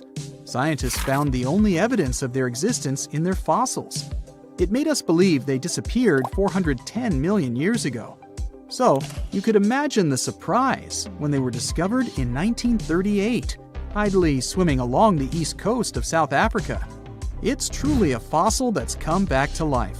It gave us a great opportunity to not only further understand this species, but to answer many questions about some of its relatives. Growing up to 6.5 feet, they have a lifespan of up to 100 years. But what's strange is, they have 8 fins. They're the oldest known living member of the lobe-finned fish. They are so ancient that they're more related to amphibians, reptiles, birds, and even mammals than to the ray-finned fish we know. Armored with strong cosmoid scales and with a hinge on their jaw that allows them to open their mouth very wide, they are truly ancient-looking creatures. But they did evolve slightly differently than their ancestors, although they still look the same. They once lived in much shallower waters and originally used lungs to breathe. After the dinosaur age, they had to move into deeper waters to feed and gradually upgraded their lungs to gills. And it was this new ability that ensured their survival. Let's go even further back, to 480 million years ago. You wouldn't think that anything that existed back then could possibly still be alive today. But the horseshoe crab is not only still on this planet, it's almost identical to its ancestors. Its whole body is protected by a thick plate with spikes pointing outwards. It has 10 eyes scattered around its body.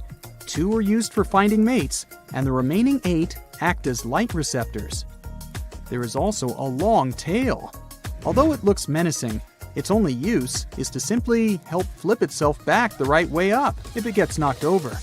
Its design is so effective that whatever constant changes the planet has provided, it survived. Although they look like they could be related to a lobster, they're actually closer to spiders and scorpions than crabs or crustaceans. With a healthy diet of clams, crustaceans, and worms, they find enough to eat along the coasts of the Atlantic, Pacific, and Indian Oceans. They also feed on algae, so it makes sense why they manage to survive many food shortages caused by world events.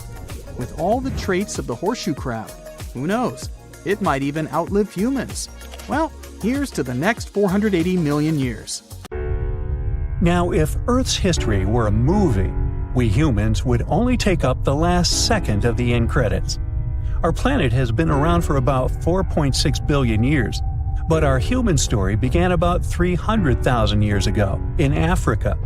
Now, our ancestors had some wild adventures in nature. They could have run into creatures so big they'd make today's elephants look like puppies. The woolly mammoth is a pretty famous animal, sure. His cousin, though, the Columbian mammoth, not so much. This giant used to roam places from Canada all the way down to Mexico. Unlike the furrier woolly mammoths, which hung out in colder places, these animals had shorter hair, resembling huge elephants. They also had incredibly large tusks, like 12 feet worth of spiraling sturdy tusks. And they weren't just for show, they came in handy when facing predators. That includes our ancestors. If you think about sloths these days, you're picturing these adorably slow creatures. They couldn't possibly be in your list of most dangerous animals. Well, their grandparents might have. For starters, we call them ground sloths, and they vary a lot in size. Some were as big as rhinos, and others, like the Megatherium, were as colossal as elephants. Imagine seeing a 20-foot-long sloth which doesn't mind chewing on some meat every now and then, at least in theory. Ever heard of Bigfoot? Well, our next animal kind of looks like him, but is a distant cousin to orangutans. Meet Gigantopithecus, the largest primate to ever call our planet its home.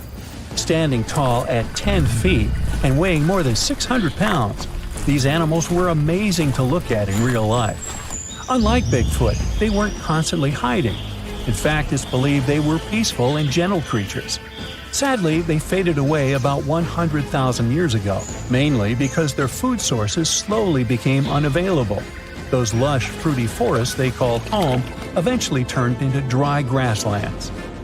Next on our list is the cave hyena. Weighing a chunky 250 pounds and standing 3 feet tall, these beasts were as long as a grown-up lying down. What's even more interesting about these creatures is that they loved hanging out in groups. A pack could be as big as 30 of these animals, which meant they could easily take on even the biggest, heaviest mastodons. Our ancient families would have needed to stay alert around these hungry specimens. Sadly, for these hyenas about 20,000 years ago, their numbers started going down. Soon enough, they completely disappeared from the planet. Quick pop quiz. What's called a tiger but isn't really one? It's the saber-toothed tiger. I mean, sure, they belong to the feline family, but they aren't technically tigers. First appearing around 42 million years ago, in July, I think, many of their kind were gone before we even showed up. However, early Americans might have bumped into a couple of specimens from this group. If that really happened, it would have been quite the encounter.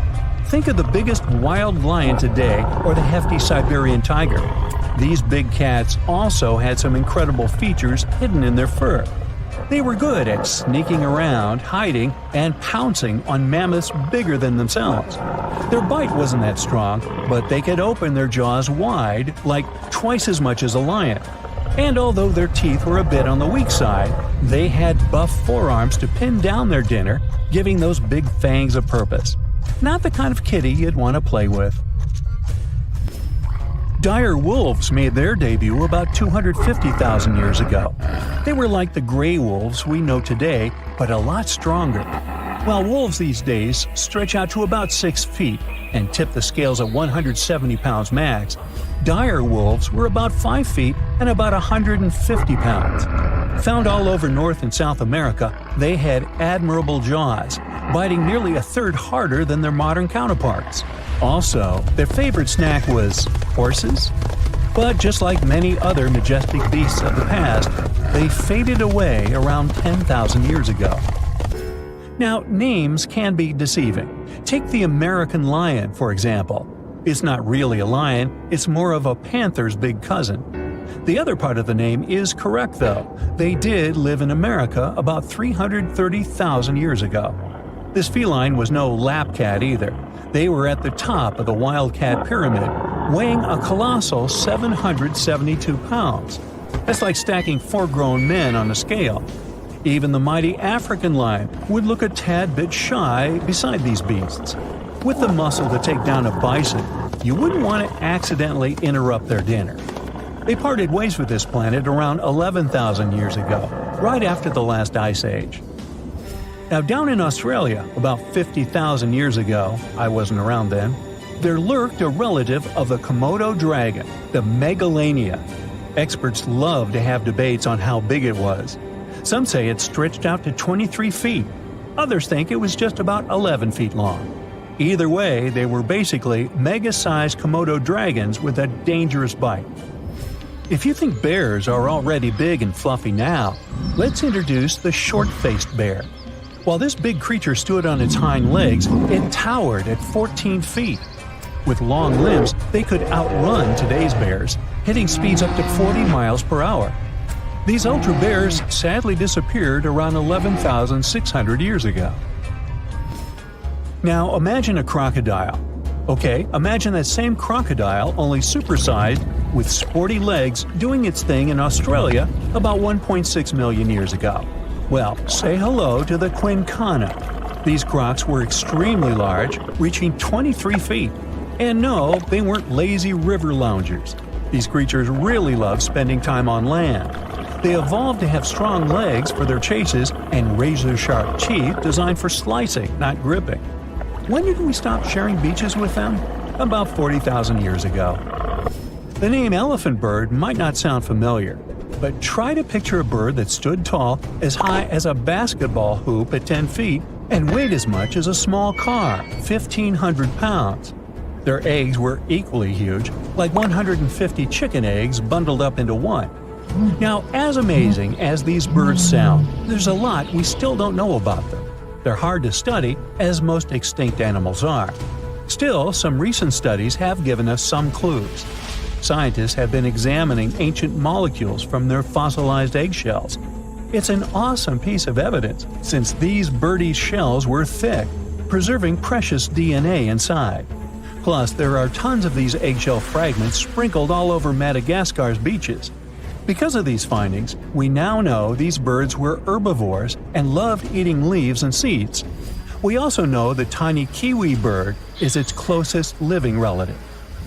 Now, dodos were these amazing birds we also used to share the planet with. They're like distant cousins to ancient pigeons. To give you some perspective, imagine a chunky bird weighing about 50 pounds. Similar to chickens, turkeys, and ostriches, dodos were also the types of birds that couldn't fly. Their wings were small, and they had the muscle strength of, well, a wet noodle. Now, you might have heard the word dodo used as a name for creatures that aren't that bright. Don't get confused, though, by this name. These birds were in fact intelligent. Scientists were able to figure that out by studying their fossils.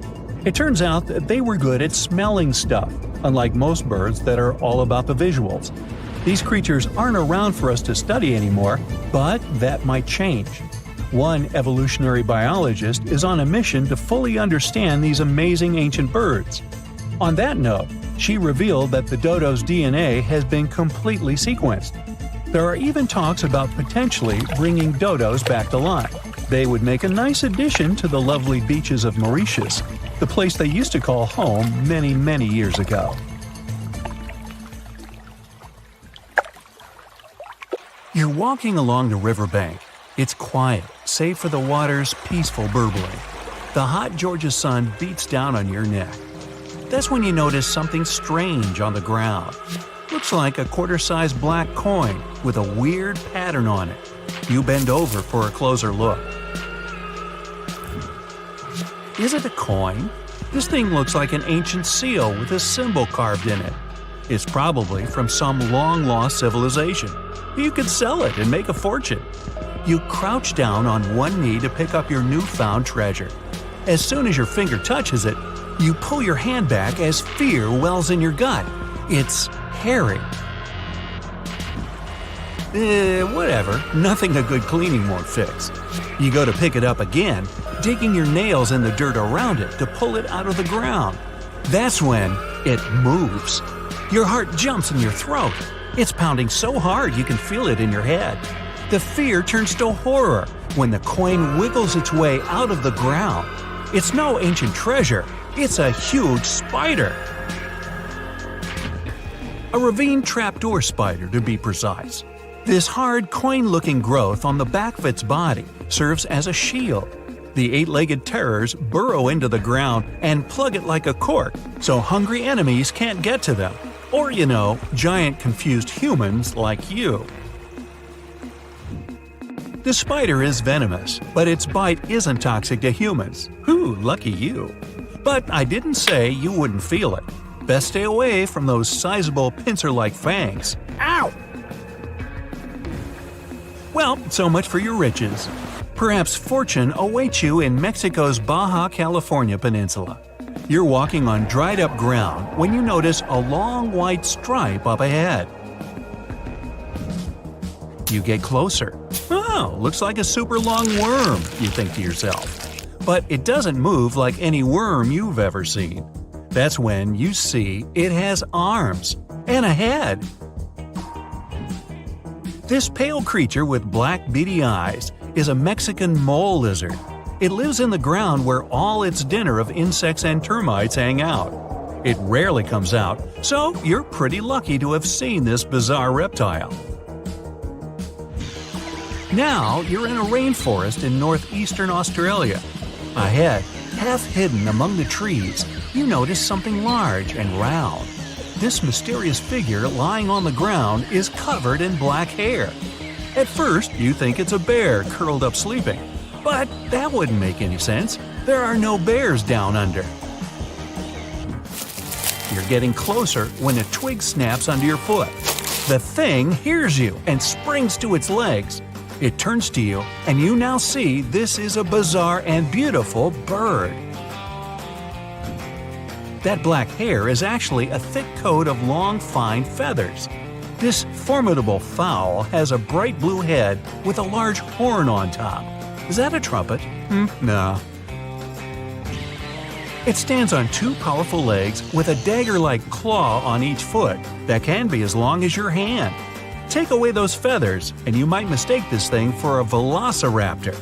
But it's actually a cassowary, the most dangerous bird in the world. It could jump straight over your head if it wanted to. Definitely high enough to kick you in the chest, and its blows are strong enough to break bone, not to mention that claw that can cut through anything like butter. This bird was made to hunt and avoid being hunted. Don't even consider running away, not unless you too can sprint over 30 miles per hour. Diving into that lake over there won't save you either. This bird is an excellent swimmer. Best just to back away slowly and hope it doesn't come after you. Another creature that proves it's best to keep your hands to yourself is the panda ant. The naming is obvious. It's black and white and furry like the beloved bamboo-chewing bear. This furry little bugger lives in the forests of Chile. But don't go to pet this fluffy little ant. What you're looking at is no ant at all. It's a species of wasp. That black and white coloring serves one purpose – to warn others of this insect's powerful sting. And if that doesn't make you back away, the wasp will let out a squeaking sound. It sounds cute to us humans, but it means a painful sting is around the corner. These insects are loners. They don't live in colonies and don't have nests. They're also parasites. A female panda ant lays eggs next to the larvae of another insect. Then, the hatched babies use these larvae as food. Ew. Surely you've seen bugs that look like leaves and twigs. But what about a creature that looks like a beautiful orchid? You can find this fragrant flower in the forest or a green field among other plants. But make sure that's a flower you're leaning in toward to smell. If it's not, you risk being bitten by a praying mantis. The orchid mantis is nearly impossible to distinguish among the flowers. It has pink-white coloring with legs and claws that look identical to little petals. It uses its resemblance to the plant to hide from predators and hunt insects that love these flowers. A butterfly or a bee flies up to the flower when one of the petals starts moving. The unsuspecting meal might take it as simply the wind. But then the petal turns into a sharp claw that suddenly grabs the insect. Oh my, dinner is served. Now imagine you're in the jungles of Costa Rica. You notice a brown snake sitting on a tree branch in front of your face. The snake looks like it's about to strike. Wow, you want to run away as far as possible. But notice that this snake is unusually short, and it doesn't lash out at you. You wait, but the snake keeps staring at you. It doesn't even hiss. Lucky for you, it'll never bite because it's not a snake, but a caterpillar. The hawk moth caterpillar can change the shape of its body to look like a menacing serpent. This easily scares away any hungry foes. The coloring and pattern on the skin imitates a snake's scales and eyes. This insect also knows how to move like a reptile. A master of disguise, this one. Let's get out of the hot jungle and head to Central Europe. You're in the middle of a sunny green meadow. Colorful flowers bloom around. Birds sing and bees buzz by. Among the bees, some are not what they seem. You'd hardly be able to distinguish the imposters. But if you look really closely, you'll see the golden bee fly moving through the air. It looks like a bumblebee, but it's the buzzer's biggest enemy. The golden bee fly sneaks into bee nests and lays eggs there. Its larvae hatch and feed on the bees and flower nectar. The yellow and black coloring allows the intruder to go undetected the whole time. The camouflage also keeps enemies away. Nothing would touch this fly if it thinks it'll get a bumblebee sting. The next spot on your journey is the rainforest in southern Thailand. Now, be extra careful and watch your step. Not because the next animal is poisonous or bites, but because you might actually step on it. The leaves from the trees have fallen and turned a gray-brown hue. Among these leaves, it's tough to distinguish the Malaysian horned leaf frog. Its body shape, coloring, and especially those pointy growths coming out above its eyes, all allow this amphibian to hide perfectly among the fallen foliage. This frog can sit for hours in one place, waiting for its next meal to come close enough to… Now you're in a garden. You see a beautiful bright flower and a small bird hovering near it. The bird flaps its wings so quickly you can hardly see them. And that long needle-like beak makes you immediately assume you're looking at a hummingbird. But as soon as you get closer, you realize this is not a bird, but an insect. Fortunately, the hummingbird hawk moth isn't venomous and doesn't sting. It's just a lovely little creature that decorates the garden with its presence. Many people even grow plants rich in nectar to attract these moths. Hey, that's an idea. Now here's something. Baltic amber is one of the most common resins found in the world. The reason for this is that due to the vast forests of pine, their numerous deposits are so common, they provide wonderful treasures from long ago. Ants are especially common in the Baltic amber, which comes from pine trees. Its resin is rich in sugar, so the ants often live amongst the trees, close to the easy source of food. One block found in East Germany has preserved one ant that is estimated to be about 48 million years old. Think of the birthday cake. But what makes this find interesting is another animal inside the amber. It's a mite, notorious hunters in the insect world, capable of traveling at great speed. These guys quickly latch onto their hosts, sucking them dry. They're also capable of destroying entire hives in one go. And within this piece of amber, the amber provides a display of their final struggle. In Southeast Asia, feathers belonging to something unique have been found from 80 million years ago. They were captured in resin during the Cretaceous period, a peak time for dinosaurs. The many feathers inside are from the coelurosaur. It looks like a dinosaur, but this animal is more related to birds. Other feathers like this have been found in resin. They belong to avian and other non-flying dinosaurs. The discoveries have helped reimagine what dinosaurs actually look like. Still, dinosaurs may have had feathers instead of being completely bald. Of course, for most of them, the feathers weren't used for flying, but they helped the dinos stay warm. However, the feathers weren't all that was found, and a part of the coelurosaur's tail is also preserved. Still, it's so small and ancient that its DNA hasn't survived to map their entire genome. The enclosed tail is also very delicate, and it can't be removed from its protective amber shell. But although these findings can only be observed, they've still provided a great insight in the evolution of birds. But how does amber preserve things so effectively, even at the initial stages? The trees produce the resin to protect any small gaps in the bark against feeding insects. Its antiseptic nature and lack of water content ensures it doesn't degrade for a long time. This also makes it more resilient as it petrifies over long periods, eventually becoming a fossil. Some of the oldest amber ever found was from the Triassic period, showing how long it can last. The pieces from Italy are about 230 million years old. And inside one of these ancient droplets holds the oldest arthropod ever recorded. This mite found inside has provided a broader understanding to their evolution. Today, they're known to mainly annoy gardeners by feeding on the petals of flowering plants. However, at the time the mite was caught, flowers didn't have any petals, and it would be without this tasty meal for another 100 million years. Now, 100 million years ago, Myanmar was part of Gondwana, the great supercontinent. At that time, Myanmar wasn't part of Asia yet. But it was still lush with a great forest, which contained many species of lizards that lived amongst the undergrowth, hiding away from dinosaurs. Many of them had been stored within amber. This fact helped discover ancestors of geckos and chameleons. By using CT scans, scientists have analyzed them, providing a glimpse into the formation of their scales, teeth, feet, and claws.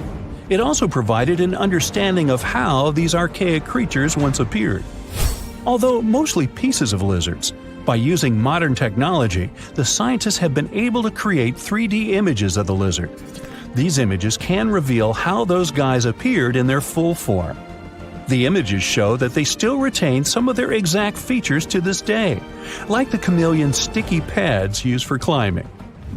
A salamander fossil from around 20 million years ago is one of the most intact specimens ever found in amber. Details of its final moments show that it had been attacked before getting stuck in the resin. However, what's confusing about this find from the Miocene era is that the amber was found in the Caribbean, but it came from a tree that's closer related to those from East Africa. The lizard also has ancestry from the same area. Finds like this have opened a whole new understanding about how these small lizards migrated. It's expected that they would have ridden fallen logs, which took them across the seas to new homelands, not only to the Caribbean, but to all continents except for Antarctica. Nobody goes there, it's too cold. In the Dominican Republic, you can find some of the rarest of all ambers. This Dominican amber came from neotropical forests from around 20 million years ago. Many of the trees that made the resin are now extinct. The amber is almost completely see-through and can come in an array of beautiful colors. The most common colors are red, yellow, and even blue, and are easily mistaken for gemstones. One was found with a flea caught in it, dating to when the forest was at its peak and the mammalian variety thrived. Fleas were likely common at the time, and this flea in particular had recently fed on a mammal before getting stuck. However, something more intriguing was found within the flea. While scientists checked what mammal DNA was within the flea, they found that it was carrying an ancient bacterial blight. These blights have been constant throughout Earth's history, dramatically decreasing populations of animals and plants. This now extinct blight in the amber helped scientists determine how much the bacteria have evolved and how it spread. Now, most remnants of insects inside amber aren't much more than the exoskeleton bodies. But with some found in Myanmar, they were so well preserved that even the color of the insects is still intact. Colors in nature appear in three different ways. The first is bioluminescence, that's produced by a chemical reaction within a living organism. The second is about pigments, where the color appears in an animal or plant tissue. The third is called structural coloration, and the production of colors here is explained by microscopic surfaces fine enough to react with the light. The rare insects in amber were found in the form of structural coloration, but only at specific wavelengths. It all explains the very intense colors rarely found. 99 million years later, these bugs can still show their vibrant colors – blue, purple, and green. Some of them appear so different in color and shape that they almost look like they're from another world. Which of course they are, a very old one. ants have been around for about 168 million years, based on fossil evidence provided. They're well known for their social hierarchies and their hive mind system. They've dominated almost every corner of the insect world, but when these social capabilities came about have been difficult to determine. Yet, recently, amber dated from 100 million years ago has shed some light into their evolution. Several amber pieces have preserved various ant types, including the worker ants, guardian or soldier ants, and even a queen ant. Before these pieces were found, it was estimated their social nature occurred millions of years later. A piece of amber, dated 100 million years ago, helped shed light on the evolution of birds. A perfectly preserved bird that hatched preserved in amber was already equipped with its flight feathers. With the earlier physical abilities, they would be capable of moving around the nest by themselves at a very young age, and it's expected they could search for their own food almost immediately. But as birds continue to evolve and spend more time in the skies, their brain developed larger for their cognitive abilities. After hatching, their early development was then more focused on the brain, and the chicks slowly became more reliant on their parents over time. In Spain, a massive treasure trove of amber and other fossils has been found. Inside, there were remnants of an entire ecosystem that existed 110 million years ago. A bunch of individual fossils were found. The vast collection includes many types of insects, mollusks, arachnids, plants, 50 different dinosaur bone fragments, feathers, and hair from mammals, and a McDonald's burger wrapper. Nah, just kidding. With the abundance of findings, it's helped researchers understand the ancient terrestrial ecosystem that once existed. With loads of specific details of the environment, they've reconstructed the swamp. This way, it's now possible to experience what it was like in the world of dinosaurs. Ooh, from giant spiders to venomous snakes, we all get freaked out by Australian creatures. Yeah, me too. But newly discovered fossils show that things were way more dangerous 120 million years ago, when this land was completely ruled by massive razor-clawed megaraptors. Yeah, I'm glad I wasn't around then. These dinosaurs were about 26 feet long and walked on two legs, just like the famous T-Rex. They were fast, fierce hunters, with a superpower: their hug. Yep, their massive, muscular forearms had huge curved claws, perfect for grabbing and holding onto prey. Uh-oh. They would wrap their arms around their poor victims, just like a hug, and trap them with no chance of escape. And even though their teeth were quite small, they were still sharp enough to rip through flesh. The first time we heard about megaraptors was in the late 90s, when a paleontologist discovered their fossils in the region of Patagonia, Argentina. Since then, no one has ever found a complete skeleton, only fragments. But probably the most important one yet was uncovered in Australia at the beginning of this year. Researchers were exploring Victoria's stunning coastline when they stumbled upon megaraptor fossils. First, they spotted bones from its lower legs and a few vertebrae washed up on the beach. Even though they were working with just a couple of fragments, a deeper analysis confirmed that these belonged to a megaraptor. And not just any megaraptor, it was the oldest one ever discovered. This discovery gets even more exciting because it adds weight to the theory that these dinosaurs might have originated in Australia. But we already knew that they roamed the land down under since early 2023, when researchers found the top of a megaraptor skull in the country. So let's rewind a bit. We first found their remains in Argentina, right? Right. But then, years later, researchers found fossils of the same family of dinosaurs on the other side of the world, in Australia. If the ones in Oceania were older, how did these creatures end up in South America? Of course, they didn't fly there. They didn't cross continents by swimming either, although there is a theory that they could swim. Remember, we're talking about the dinosaur era, which happened millions of years ago. And back then, Australia and Argentina were actually pretty close. Basically, they were one. Both lands were part of the supercontinent known as Gondwana, and they were connected through Antarctica. Wait, but wasn't this path freezing? I mean, yeah, these dinos had to pass through Antarctica to get to their destination, but they weren't freezing their tails off. This all happened during the mid-Cretaceous period, when the weather was super warm. Back then, the poles were covered in plants, not ice. So let's just say they took full advantage of the good weather to make the crossing. Now, about 180 million years ago, Gondwana started to break apart. At some point, Australia drifted away from the supercontinent, cutting it off from other landmasses, including South America. That's why the same dinosaurs showed up in completely different parts of the world. Mystery solved. Now, let's get back to that recent discovery. The researchers didn't just find a few traces of megaraptors on the beach. In total, they uncovered 250 dinosaur bones at the site, but only 5 of them were really important. They belonged to 3 different species of dinosaurs that, as it turns out, all lived in Victoria at the same time. So yeah, we've already talked about those first 2 bones. They were from the megaraptor. Next, we have a shin bone from a Onenlagiine. That's my best shot at pronouncing it. It's a dino also known as the southern raptor. This is a type of dromaeosaur with a long snout. And the last 2 shin bones of different sizes came from a Carcharodontosaurus, whose name means shark-toothed lizard. This one is a particularly big deal for 2 reasons. Number 1, it's the first evidence that this species lived in Australia. And number 2, it was small, and that is pretty surprising since we've always thought of this species as being massive.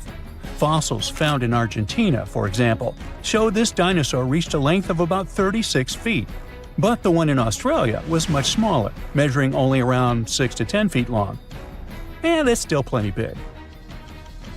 Basically, what we're saying is that the way predators were ranked in these 2 parts of the world was completely different. In South America, Carcharodontosaurs grew to massive T-Rex-sized giants, towering over megaraptors and dominating the landscape. But in Australia, it was the complete opposite. There, huge, powerful megaraptorids roamed the land alongside smaller Carcharodontosaurs. So the predator dynamic was different. And all of this just shows how unique the ecosystem in Victoria was back then. Although isolated dinosaur bones have been found in Western and South Australia, most of the fossils come from the eastern part of the country, like Queensland. And there, researchers dug up something really, really rare – a well-preserved dinosaur skull. The study shows that this bone belonged to the 4th discovered specimen of Titanosaur. This group includes those massive long-necked dinosaurs. They look like the Brachiosaurus, but some of them were even bigger, reaching 120 feet long. The skull, discovered in 2018, belongs to this guy, whose pronunciation is above my pay grade, and the research points out that it roamed the Earth around 98 million years ago. Thanks to this find, scientists were able to recreate for the very first time what its face might have looked like. Probably after checking out the illustration, they thought, hey, it looks a lot like its cousin. They were talking about another species of Titanosaur, this other unpronounceable guy. And guess where they used to live? Yep, in Argentina. So, this research also supports the theory that dinosaurs crossed between South America and Australia during the mid-Cretaceous period. Now, this wasn't the only secret buried in Queensland, though. In 2024, researchers working there discovered the fossilized remains of a new species of pterosaur, about 100 million years old. These creatures were the first vertebrates that could actually fly, existing alongside dinosaurs. They were massive, powerful predators, with wingspans of up to 36 feet. But these remains belong to a new species within the pterosaur group, which they have named Kunamatata, or something similar. Compared to their cousins, they were on the smaller side, with a wingspan of about 15 feet. Still, that's bigger than a snowy albatross, the largest flying bird we have today. This species of pterosaurs were terrifying beasts, flying over the ocean to hunt for prey. Once they spotted their victim, they'd snap open their 60-centimeter jaws, filled with sharp spike-like teeth, and, well, I guess there was no escaping that. The last incredible discovery we're talking about today also comes from Queensland. For over 20 years, students walked past a plain-looking rock at Biloela State High School completely unaware that it held 66 dinosaur footprints, and they date back about 200 million years. These prints were made by a group of these Latin-named guys. They were small dinosaurs with 3 toes on each foot, and it seems like they were all over Queensland around that early Jurassic period. The rock they found at the school worked like a snapshot, giving us a better idea of what these dinosaurs were like and how they behaved. After taking a closer look, researchers found that the footprints came from 47 individual dinosaurs. This group was probably walking along or maybe crossing a waterway when their footprints got marked in the white clay. And the study also discovered that they were likely moving at less than 4 miles per hour at the time. So we only discovered those marks in Australia. But fossils of the same species found in other countries showed that they had these long legs, a big chunky body, short arms, and this tiny head with a beak. But honestly, they don't sound as scary when you realize they only ate plants. Whew. A piece of whale rib has recently been found in a North Carolina mine. Not a big deal, some might think. Hey, why can't a whale be a miner, right? But this fragment offers scientists a unique glimpse at the interactions between prehistoric sharks and whales from around 3 to 4 million years ago. The thing is, 3 tooth marks embellish the rib. That means that the whale was once badly bitten by an animal with a super powerful jaw. Judging by the spacing between the tooth marks, and it reaches almost 2.5 inches. This animal could be a megatoothed shark. I'm talking about the megalodon. Or it could be a different shark species which was around at that time. The curvature of the shark's jaw shows that the animal was relatively small, between 13 and 20 feet long. Yeah, small. As for the whale, it seems to be the ancestor of a great blue or humpback whale. Researchers are amazed. You don't usually expect to find evidence of animal interaction and behavior preserved in the fossil record. After examining the sample carefully, they concluded that the shark must have gone away with a mouthful, but the whale had survived because most of the fossil fragment is covered with what is known as woven bone. It quickly forms in response to localized infection. Such bone isn't particularly strong, and later the body remodels it into compact bone tissue. But it takes time. The presence of this bone means that the healing was incomplete and the whale passed away 2 to 6 weeks after the unfortunate encounter. On the other hand, its demise could have been unrelated to the infection and injury. Only a handful of fossils show such kinds of interactions between ancient animals. You can often find bite marks on fossils indicating where the animal passed away and its carcass was scavenged. But this fossil is one of a few examples that not only show a wound inflicted by another animal, but also demonstrate that the prey survived. All fossils are exciting for paleontologists. Yes, they need to get out more. But some might look terrifying to regular people. For example, look at this picture of tentacle arms and octagonal-shaped heads. When it first appeared in mass media, internet users claimed that it was some ancient organism that had come from space. Others thought the story was fake, but in fact, both the picture and the fossil are real. The fossil is known as a mortality plate, a fossilized representation of a mass extinction event of one or several species. The fossil actually contains more than a dozen specimens of a type of marine organism called a crinoid. Despite their looks, crinoids were not plants but marine animals.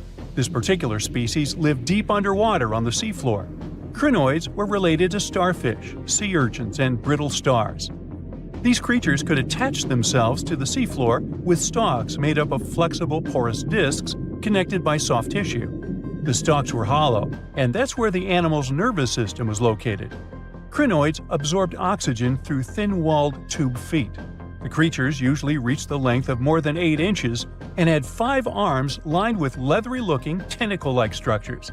They fed on plankton and sloughed off organic material. Now, even though these fossil finds seem to be super exciting, few creatures in the fossil record confuse scientists as much as the Tully monster. This curious sea creature sported a toothy, trunk-like snout and eyes splayed out on a rigid rod. But the most bizarre thing? It has been impossible to classify. Researchers have been considering a variety of organisms, for example, segmented worms, swimming slugs, and primitive eel-like creatures, since the monster was discovered in 1966. Recently, they have even tried to connect it to some species of jawless fish with a backbone-like structure. A team of scientists from Japan has used high-resolution laser scanners to examine the anatomy of Tully monster fossils in 3D. They concluded that the enigmatic fossil might be an invertebrate after all, and still, the true identity of the creature remains elusive. In the 1950s, amateur fossil hunter Francis Tully found a ghostly imprint of a torpedo-shaped organism with a huge tail fin in the Mazon Creek fossil beds in Illinois. Tully had never seen anything similar to the torpedo structure. He took his find to Chicago's Field Museum of Natural History. Paleontologists working there were baffled as well. Since then, scientists haven't been able to determine where the creature fits on the phylogenetic family tree, or where they should spend Thanksgiving. In 1741, an explorer and captain named Vitus Johansen Bering led an expedition to map the coast of Alaska. The ship he was on got shipwrecked on what later became known as Bering Island, and they got hungry. Half the crew survived thanks to the discovery of an extremely large sea cow. With the meat of these animals nourishing them, the sailors managed to build a small ship from the wreckage and return home. On their way back, a scientist who was among them spent his time documenting the animals and plants they had found. The sea cow was particularly interesting because without it, the crew wouldn't have survived. These animals were more than 26 feet long and weighed around 10 tons. All sea cows are member of the order Sirenia, marine mammals more closely related to elephants than cows. The scientists described them as having black skin, a small head, and stubby forelimbs. Those sea cows floated on the water's surface, munching on kelp. After the information about these animals became widespread, sea otter fur trading expeditions made use of that convenient depot en route. Sea cows were docile and could be easily hunted. Long story short, within 27 years after the scientists mentioned those animals, they were driven to extinction. But it's not the saddest part. The fossil record reveals a much deeper and darker history. Fossils of sea cows have been discovered all over the world, from Japan to Mexico. It means that the animal once thrived in the vast kelp beds around the entire North Pacific Rim. That small population discovered by the expedition was probably the last remains of a once much larger and way healthier population. More likely, Aboriginal hunting had already reduced the numbers of these animals to near extinction levels, and the final blow came from Western hunters. The living close relatives of those ancient sea cows are rarely hunted today. Still, they're under threat of extinction themselves. To some, this amazing fossil might look a bit disturbing. Slaves' lentils are fossils that belong to animals called nummelites.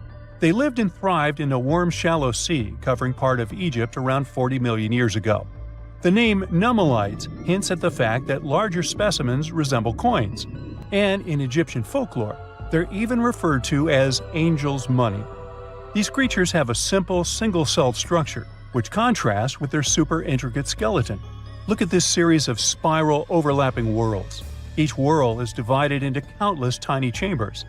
Nummelites can grow to be 4 inches in diameter, and still, they are the fossils of single-celled animals related to amoeba. How and why did they grow to be so large? The reason could be their symbiotic relationships with other smaller organisms. In the case of modern species, such symbionts are tiny golden-brown single-celled algae called diatoms. The shells of nummelites are relatively transparent, and since they're flat, there's a large surface area for the light needed for the diatoms to photosynthesize. For some reasons, scientists are still debating about them. The presence of plant symbionts in animals dwelling in the sea encourages the growth of a calcareous skeleton in hosts. So, the gigantic size of the nummelites in Egypt could be due to their close relationship with symbiotic diatoms. Does that make sense? Fun fact: a species of nummelites evolve very fast, and their fossils change from one layer of sediments to the next. So the limestone used for the pyramids of Giza are so packed with such fossils that it's known as nummulitic limestone. This limestone also contains 2 kinds of nummelites, the smaller slave's lentils and the larger angel's money. But those are not different species, but rather different stages in the life cycle of a single species. Something exciting and kinda unexpected popped out among the rocks of the Ica Valley in Peru. the bones of a really old whale that lived almost 40 million years ago. At first, no one was really impressed because the bones they found were big and weirdly shaped, so people just thought they were looking at giant boulders. I mean, that's cool too, but things got way better when they realized those were the remains of a very large ancient animal that roamed along the coast of ancient Peru. Plus, it was probably the heaviest creature that ever lived. Sorry, blue whale, I know you worked hard to get to the top. The length of over 100 feet and weight of more than 200 tons brought you the status of the biggest animal on our planet. But it seems you've held the title long enough. Time to hand it over to our next candidate, and that one's really gigantic. This ocean beast was probably shorter than the blue whale, but heavier, with a weight that could be between 93 tons and 370 tons. If it's closer to the higher number, it'll make Perseus the biggest animal ever known to have lived on Earth. And it seems its weight was the result of having extremely thick, dense bones. You can see such bones today in manatees or some other early whales. Dense bones are a great tool for such marine mammals. This feature makes them heavy and allows them to stay submerged most of the time. But at the same time, if their body was too heavy, they would end up sinking all the time and they would waste too much energy to move back up to the surface. So, to avoid sinking, marine mammals need to have enough lighter tissues, like muscles and fat, to help them float in the water without using too much energy. Now, scientists didn't have the whole skeleton, which makes it hard to tell how big the animal was, but they used the ratio of the heavy bones to the lighter tissues in other marine mammals to estimate the overall weight of this giant ancient whale. Experts found these fossils about 13 years ago and spent the next decade freeing the whale from the rock. Its anatomy and age showed this whale was a cousin of Basilosaurus, a whale that had a long snout full of sharp teeth, and a sleek body similar to that of an eel. Even if Perseus wasn't bigger than the blue whale, it was still a giant that ruled the ocean depths. Unlike modern whales, there's a possibility that this ancient fellow was a predator that liked to go after bigger prey. And this also changes how we see the history of whales. Scientists used to think these magnificent creatures became really big about 5 million years ago when they started eating lots of small creatures. But here's the proof that giant whales existed even before that.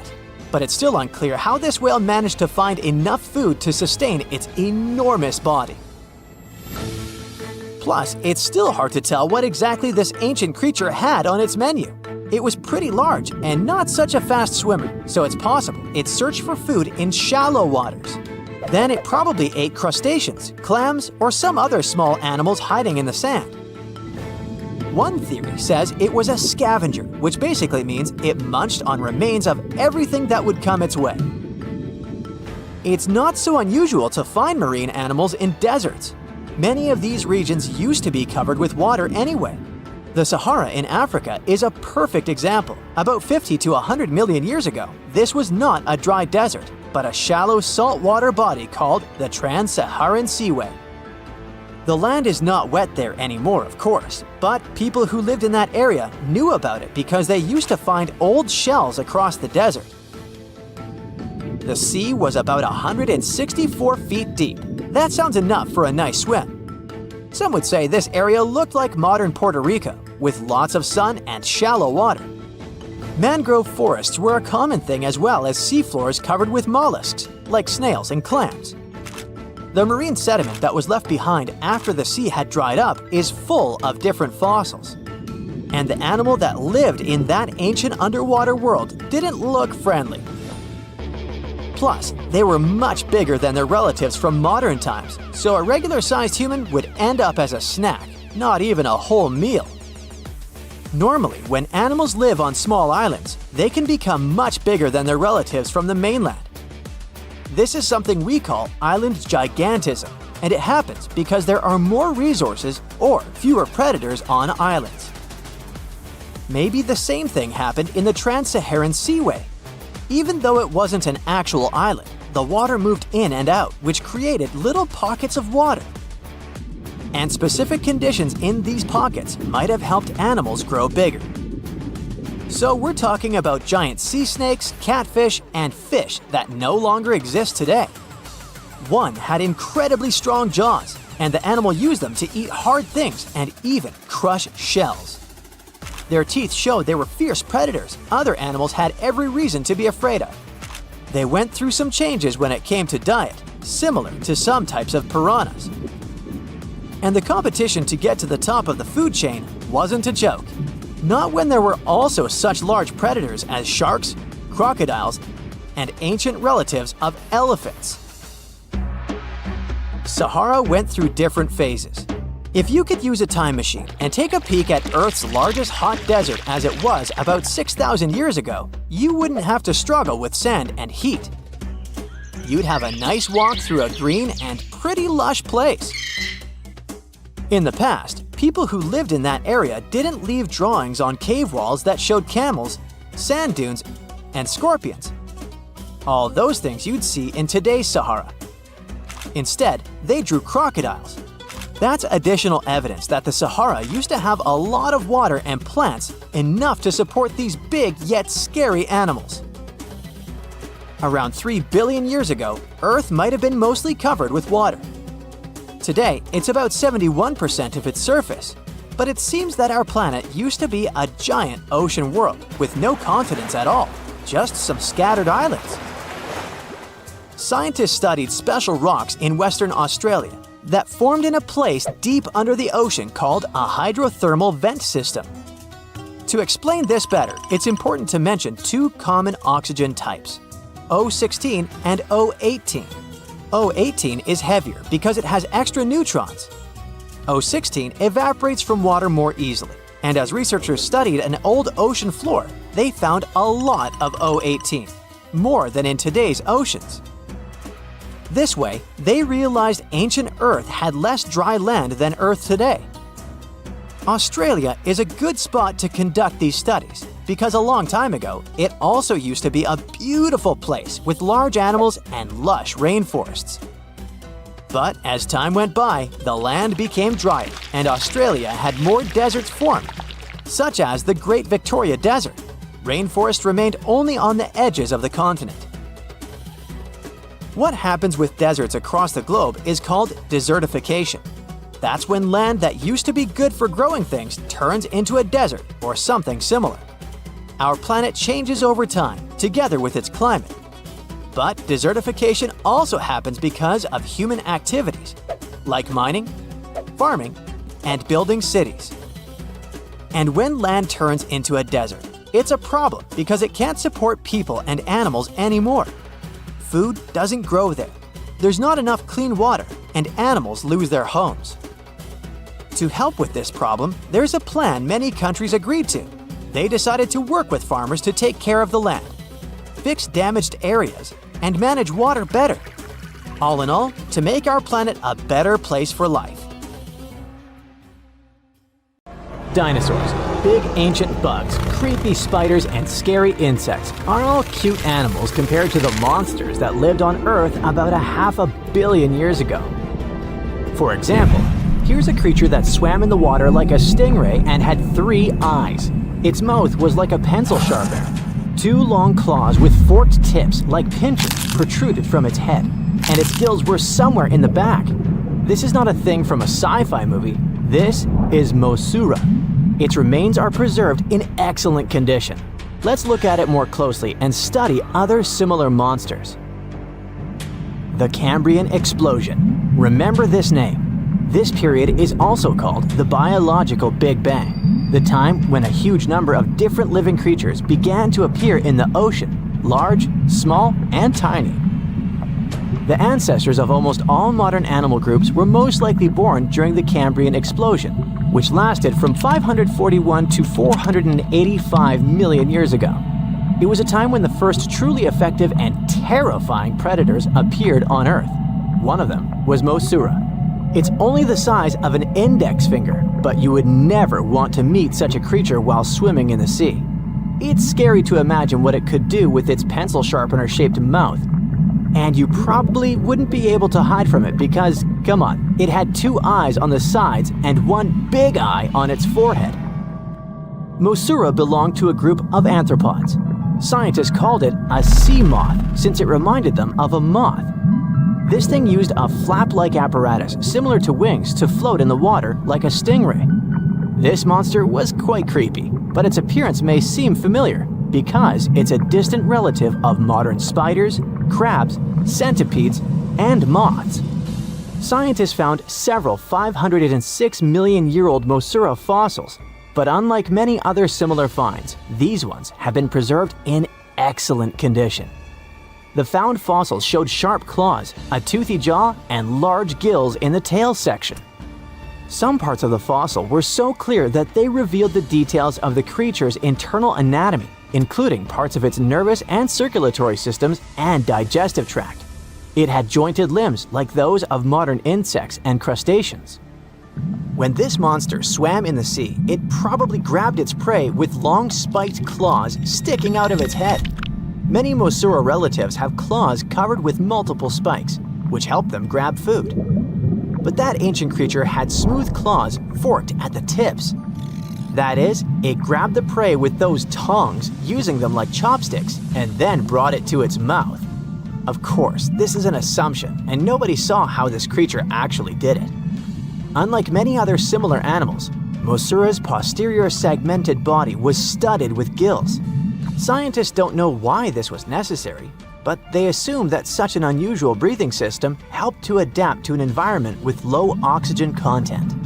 Perhaps Mosura led a very active reproductive lifestyle that required high oxygen consumption. Creepy, dangerous, and reproducing fast. An excellent set of qualities for one of the most dangerous predators of antiquity. But what did Mosura eat? It probably caught different types of worms and small arthropods. It's nice to think that this monster lived so long ago and was so small. But what if this creature was the size of a shark and was swimming in the ocean these days? Perhaps it would become a dominant dweller and people would swim much less along the coast. Mosura lived in the water but was discovered in the Burgess Shale Rock Formation in the Canadian Rockies. Many mountains on Earth were once the seabed inhabited by strange creatures. One of them was Opabinia. It had 5 eyes, a mouth facing backward, a long trunk and claws instead of a nose. Wait, what? It's too strange even for science fiction, even for outer space. In its eccentricity, Opabinia was perhaps the loneliest creature on Earth. Scientists couldn't find another species that would be similar to this individual until recently. Meet Utaurora. It seems to belong to the same species as Opabinia. Its inch-long body was divided into 14 to 15 furrows. Each of them ended in a pointed flap. Opabinia had the same body, but it's unlikely that both monsters were friends. The difference between their timelines was several million years. It's hard to imagine why these monsters needed such strange body structures. Why haven't modern filmmakers used the design of those animals to create cool space monsters yet? Okay, they were creepy creatures, but what about weird and kinda useless ones? Scientists have discovered Su, a legless creature with no head turned inside out. Huh? This 444 million-year-old creature was found in South Africa, north of Cape Town. They called it Su after the discoverer's mother. In fact, it's some kind of new arthropod species that may have lived in low-oxygen waters. This creature was turned inside out, and the outer shell with the legs and head was lost. Thanks to mineralization, muscles, tendons, and even Su's intestines were preserved on the fossil. It's a great success to find such detailed remains of an ancient creature. However, scientists still can't determine the evolutionary history of this species. They're sure that it was a primitive marine arthropod. Okay, we can see that 500 million years ago, Earth was filled with creepy monsters, which fortunately are now extinct. But what about trees? Were they the same as we see now? Or was there something else? Something creepy? Oh yeah. Scientists have discovered a new kind of living organism similar to a tree or a mushroom. It was gigantic and had a very minimalistic design. Meet the Prototaxites. It's basically just a big stick with a round end poking out of the ground. It was smooth, didn't have the usual tree bark, and looked more like a mushroom without a cap. But scientists have recently found out that it wasn't a mushroom at all. Prototaxites probably belonged to a previously unknown branch of life. Prototaxites is considered to be the first giant organism in the history of the planet that lived on land. It existed about 420 to 375 million years ago during the Devonian period. It was the time when plants began to spread across dry land, forming large forests. Over time, they began to grow leaves and form roots in the ground. Then, the first seed plants appeared. The real colonization of land began.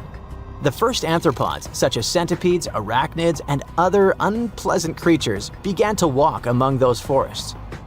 Meanwhile, the water was filled with a huge biodiversity. There was a giant supercontinent on the planet, and smaller parts began to break off it. During this period, Prototaxites towered over the land. Some of these things reached 26 feet high and 3 feet wide. It's like a 3-story house and as thick as a palm tree. But what was it? A plant? A mushroom? Algae, perhaps? Scientists discovered them in the middle of the 19th century, but only in 2007 did they conduct chemical analysis.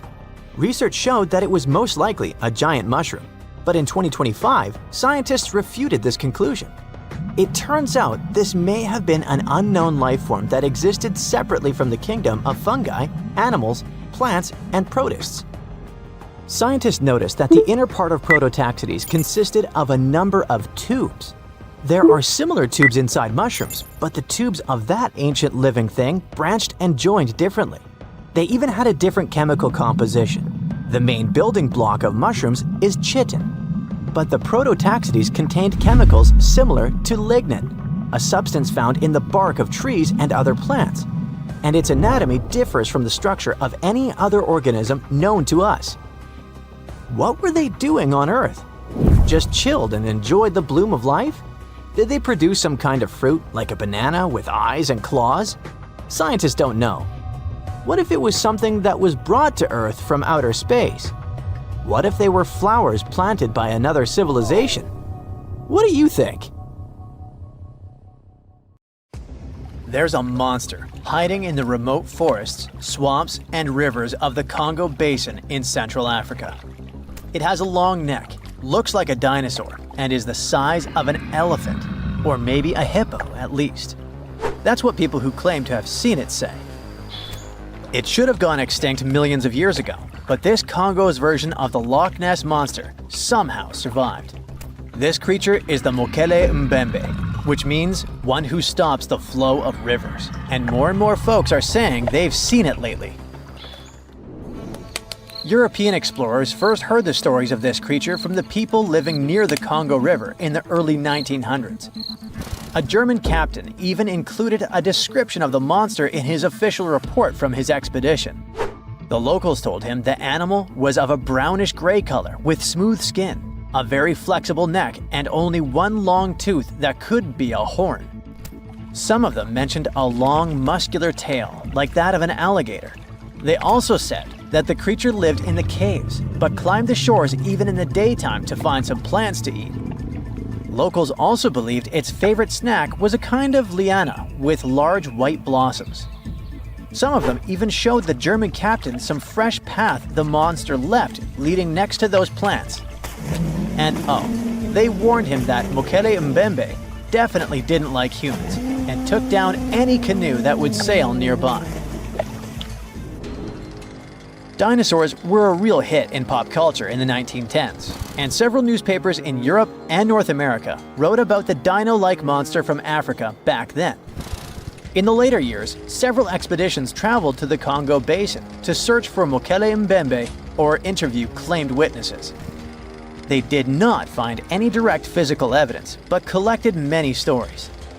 One zoologist in the 1980s said he took a film of Mokele Mbembe, but the footage did not develop properly. Stories and movies like Jurassic Park have kept the dream alive that dinosaurs might still be hiding somewhere in deep forests.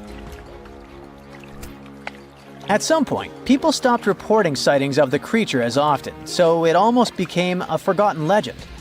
But it all changed recently, as many people claim to have witnessed the mythical monster with their own eyes.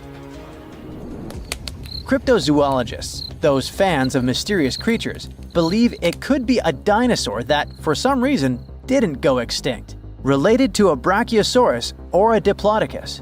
This idea comes from how people describe seeing the creature, with a super long neck, a huge body, and a tiny head. They think it might have stayed hidden in the deep forests of Africa all this time. But scientists say that if it really were the last living dinosaur, we would have found some real proof by now, like a photo or bones or something showing it walking around the Congo Basin. Some expeditions that are trying to find proof the monster is real have even used sonar technology to scan the murky waters of Central African rivers and lakes in search of any large, unidentified creatures. Some people even narrowed down the monster's location to a specific remote lake, surrounded by untouched jungle in the swamps. So far, the search for evidence hasn't been successful. The explanation behind all the sightings of the Mokele Mbembe could be the changing ecosystem. More and more human settlements are moving into the huge Congo Basin rainforest. People aren't used to seeing large animals that live in the forest, so they believe they have witnessed the mysterious creature from their folklore. The human brain often fills in the gaps in something we don't know and uses imagination to explain it, especially if there's a ready-made version that everyone's heard of. But still, we can't completely rule out the possibility that there are some new, unknown species of animals hiding in the Congo forests. Maybe just not a missing dinosaur. Another legend, this time Mongolian, says there's a giant worm living deep in the Gobi Desert. Yep, similar to the monster you've seen in Dune. The creature, which is supposedly up to 6 feet long, can spit acid that could melt anything and shoot electricity. They say it spends most of its days hiding underneath the sandy dunes, but likes to come out during the wetter months of June and July. The people in the West first found out about the megaworm of the Gobi Desert thanks to an American paleontologist, Roy Chapman Andrews. This brave man was probably the inspiration for Indiana Jones. In 1926, he wrote about the creature in his book. At the meeting with Mongolian leaders, Andrews heard detailed descriptions of the creature, even though none of them had ever seen it themselves. One of them said it looked like a sausage that was about 2 feet long, with no head or legs. According to him, the worm was so poisonous that just touching it could instantly take your life, and it lived in the loneliest parts of the Gobi Desert. Andrews didn't think the creature was real, but he shared these stories again in another book. And then, stories of the monster spread around the world. In some of them, it's only 1 foot long. In others, it's as large as a human. Some say it looks like a snake, and some describe it as a caterpillar. Some people claim it has wings and can fly, and others think it could be a supernatural evil being without a body. The color of the creature also remains a subject of debate. It could be white-gray, brown, or even bright red. The stories of witnesses are probably so different because the creature doesn't even exist. In 1983, one scientist who was visiting the region heard that an old man had managed to finally catch the mysterious worm. He also found out there was a nest nearby and decided to risk it all and see it. But instead of a scary monster, there was a tartar sand boa inside. Luckily for the scientist, this snake is non-venomous, but it does have gray-brown scales and could match the description of the giant worm. When he showed it to the locals, supposedly all of them said it was the monster they had seen. Big expeditions from America, Britain, and New Zealand came to the Gobi Desert to try and find the creature. Many other adventurers came from all around the world on their own, but found no evidence the monster was real. But many Mongolians are sure the death worm is no fantasy. If you don't believe there's a monster in the Gobi Desert, how about one in Lake Worth in Texas? According to local folklore, there's a part human, part goat creature with scales and long, clawed fingers hiding there. It all started back in July 1969, when locals claimed to have spotted this mysterious creature roaming around. The newspapers loved the story and started reporting about new sightings. One article said that the monster jumped out of a tree and landed on some guy's car. Another report claimed that the Lake Worth monster decided to throw an automobile tire at a group of people. Someone even managed to take a photo of the creature, and the newspapers published it. Locals started flocking to the lake at night, hoping to catch a glimpse of the creature, but no one could find any evidence it was real after all. The author of the monster's photograph later said it was most likely someone's prank, because the creature really wanted to be seen. Then, a reporter from the local newspaper received an anonymous letter saying that it was 3 high school students who decided to dress up and scare people. Even despite this, some cryptozoologists think it could have been an undiscovered primate species that walks on 2 legs. We don't know if the Worth monster is real, but it does one good thing and brings together the local community. Every year since 2009, they throw the Lake Worth Monster Bash. A pre-Christmas miracle happened near the mouth of South Africa's Chalumna River on December 22, 1938. Marjorie Courtney Latimer, the curator of East London Museum, was on her routine visit to the docks. She was checking if there were any unusual catches from local fishermen. Suddenly, she spotted a strange fin sticking out of a pile of discarded fish. Intrigued, she cleaned off the slime to reveal an incredible discovery. A pale blue fish with silvery flecks, thin scales, and 4 fins that looked almost like limbs. And it was huge too, 5 feet long, weighing about 127 pounds. Marjorie actually specialized in birds, but she had always been fascinated by the natural world, including the ocean. She didn't know what the fish was, but she had a feeling that it was something special. So she had the fish loaded into a taxi and taken to her museum. She then went through lots of reference books, but no matter how hard Marjorie tried, she couldn't identify the species. She decided to show it to the chairman of the museum's board, but he just dismissed it as a common rock cod. Marjorie didn't listen to him. The creature fascinated her so much that she kept studying it, and even tried to preserve it by having it taxidermied, although she couldn't save the organs. Desperate for answers, she reached out to a fish expert, J.L.B. Smith. But tough luck, he was away at that moment. When Smith finally saw the drawing, he got instantly intrigued. By January, he finally wrote the response to Marjorie, saying the fish was giving him sleepless nights. He was eager to see it in person. On February 16, when he finally arrived at the museum and laid eyes on the fish, he was stunned. Suddenly, it dawned on him that he was looking at a coelacanth, a species believed to have gone extinct 66 million years ago. This made it a Lazarus species, an extinct species that reappears after a long absence in the fossil record. It was like seeing a fossil come to life. Scientists thought that this creature had vanished with the dinosaurs. Thanks to Marjorie's persistence, this became one of the most remarkable biological finds of the 20th century. The entire genus Latimeria was named in her honor. Turns out, fish was vibing in the deep ocean waters completely unbothered by an asteroid strike for millions of years. Today, at least 2 species of coelacanth are known to exist. Both come from this ancient lineage that survived the test of time. They mostly live in the Indian Ocean, with some chilling around Indonesia here and there. Coelacanths look and behave very differently from other fish. Their creepy fins actually move in a way similar to how human arms and legs move. They also have a special joint in their skull that lets them raise a part of their head while feeding.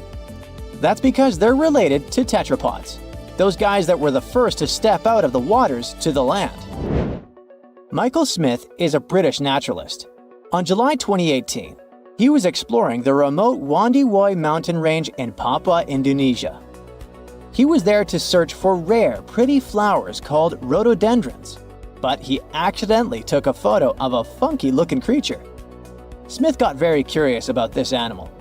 He then returned for another expedition, this time with a local guide. He spent 10 tough days searching high in the mountains. The terrain was harsh, with constant rain, slippery ground, and leeches crawling into their boots. When they were already exhausted and close to giving up, the miracle happened. The team finally spotted and snapped a picture of the animal. This cute thing turned out to be the Wandiwoy tree kangaroo, the one thought to be extinct for 90 years. The first time it was discovered was 1928. It's a sad story.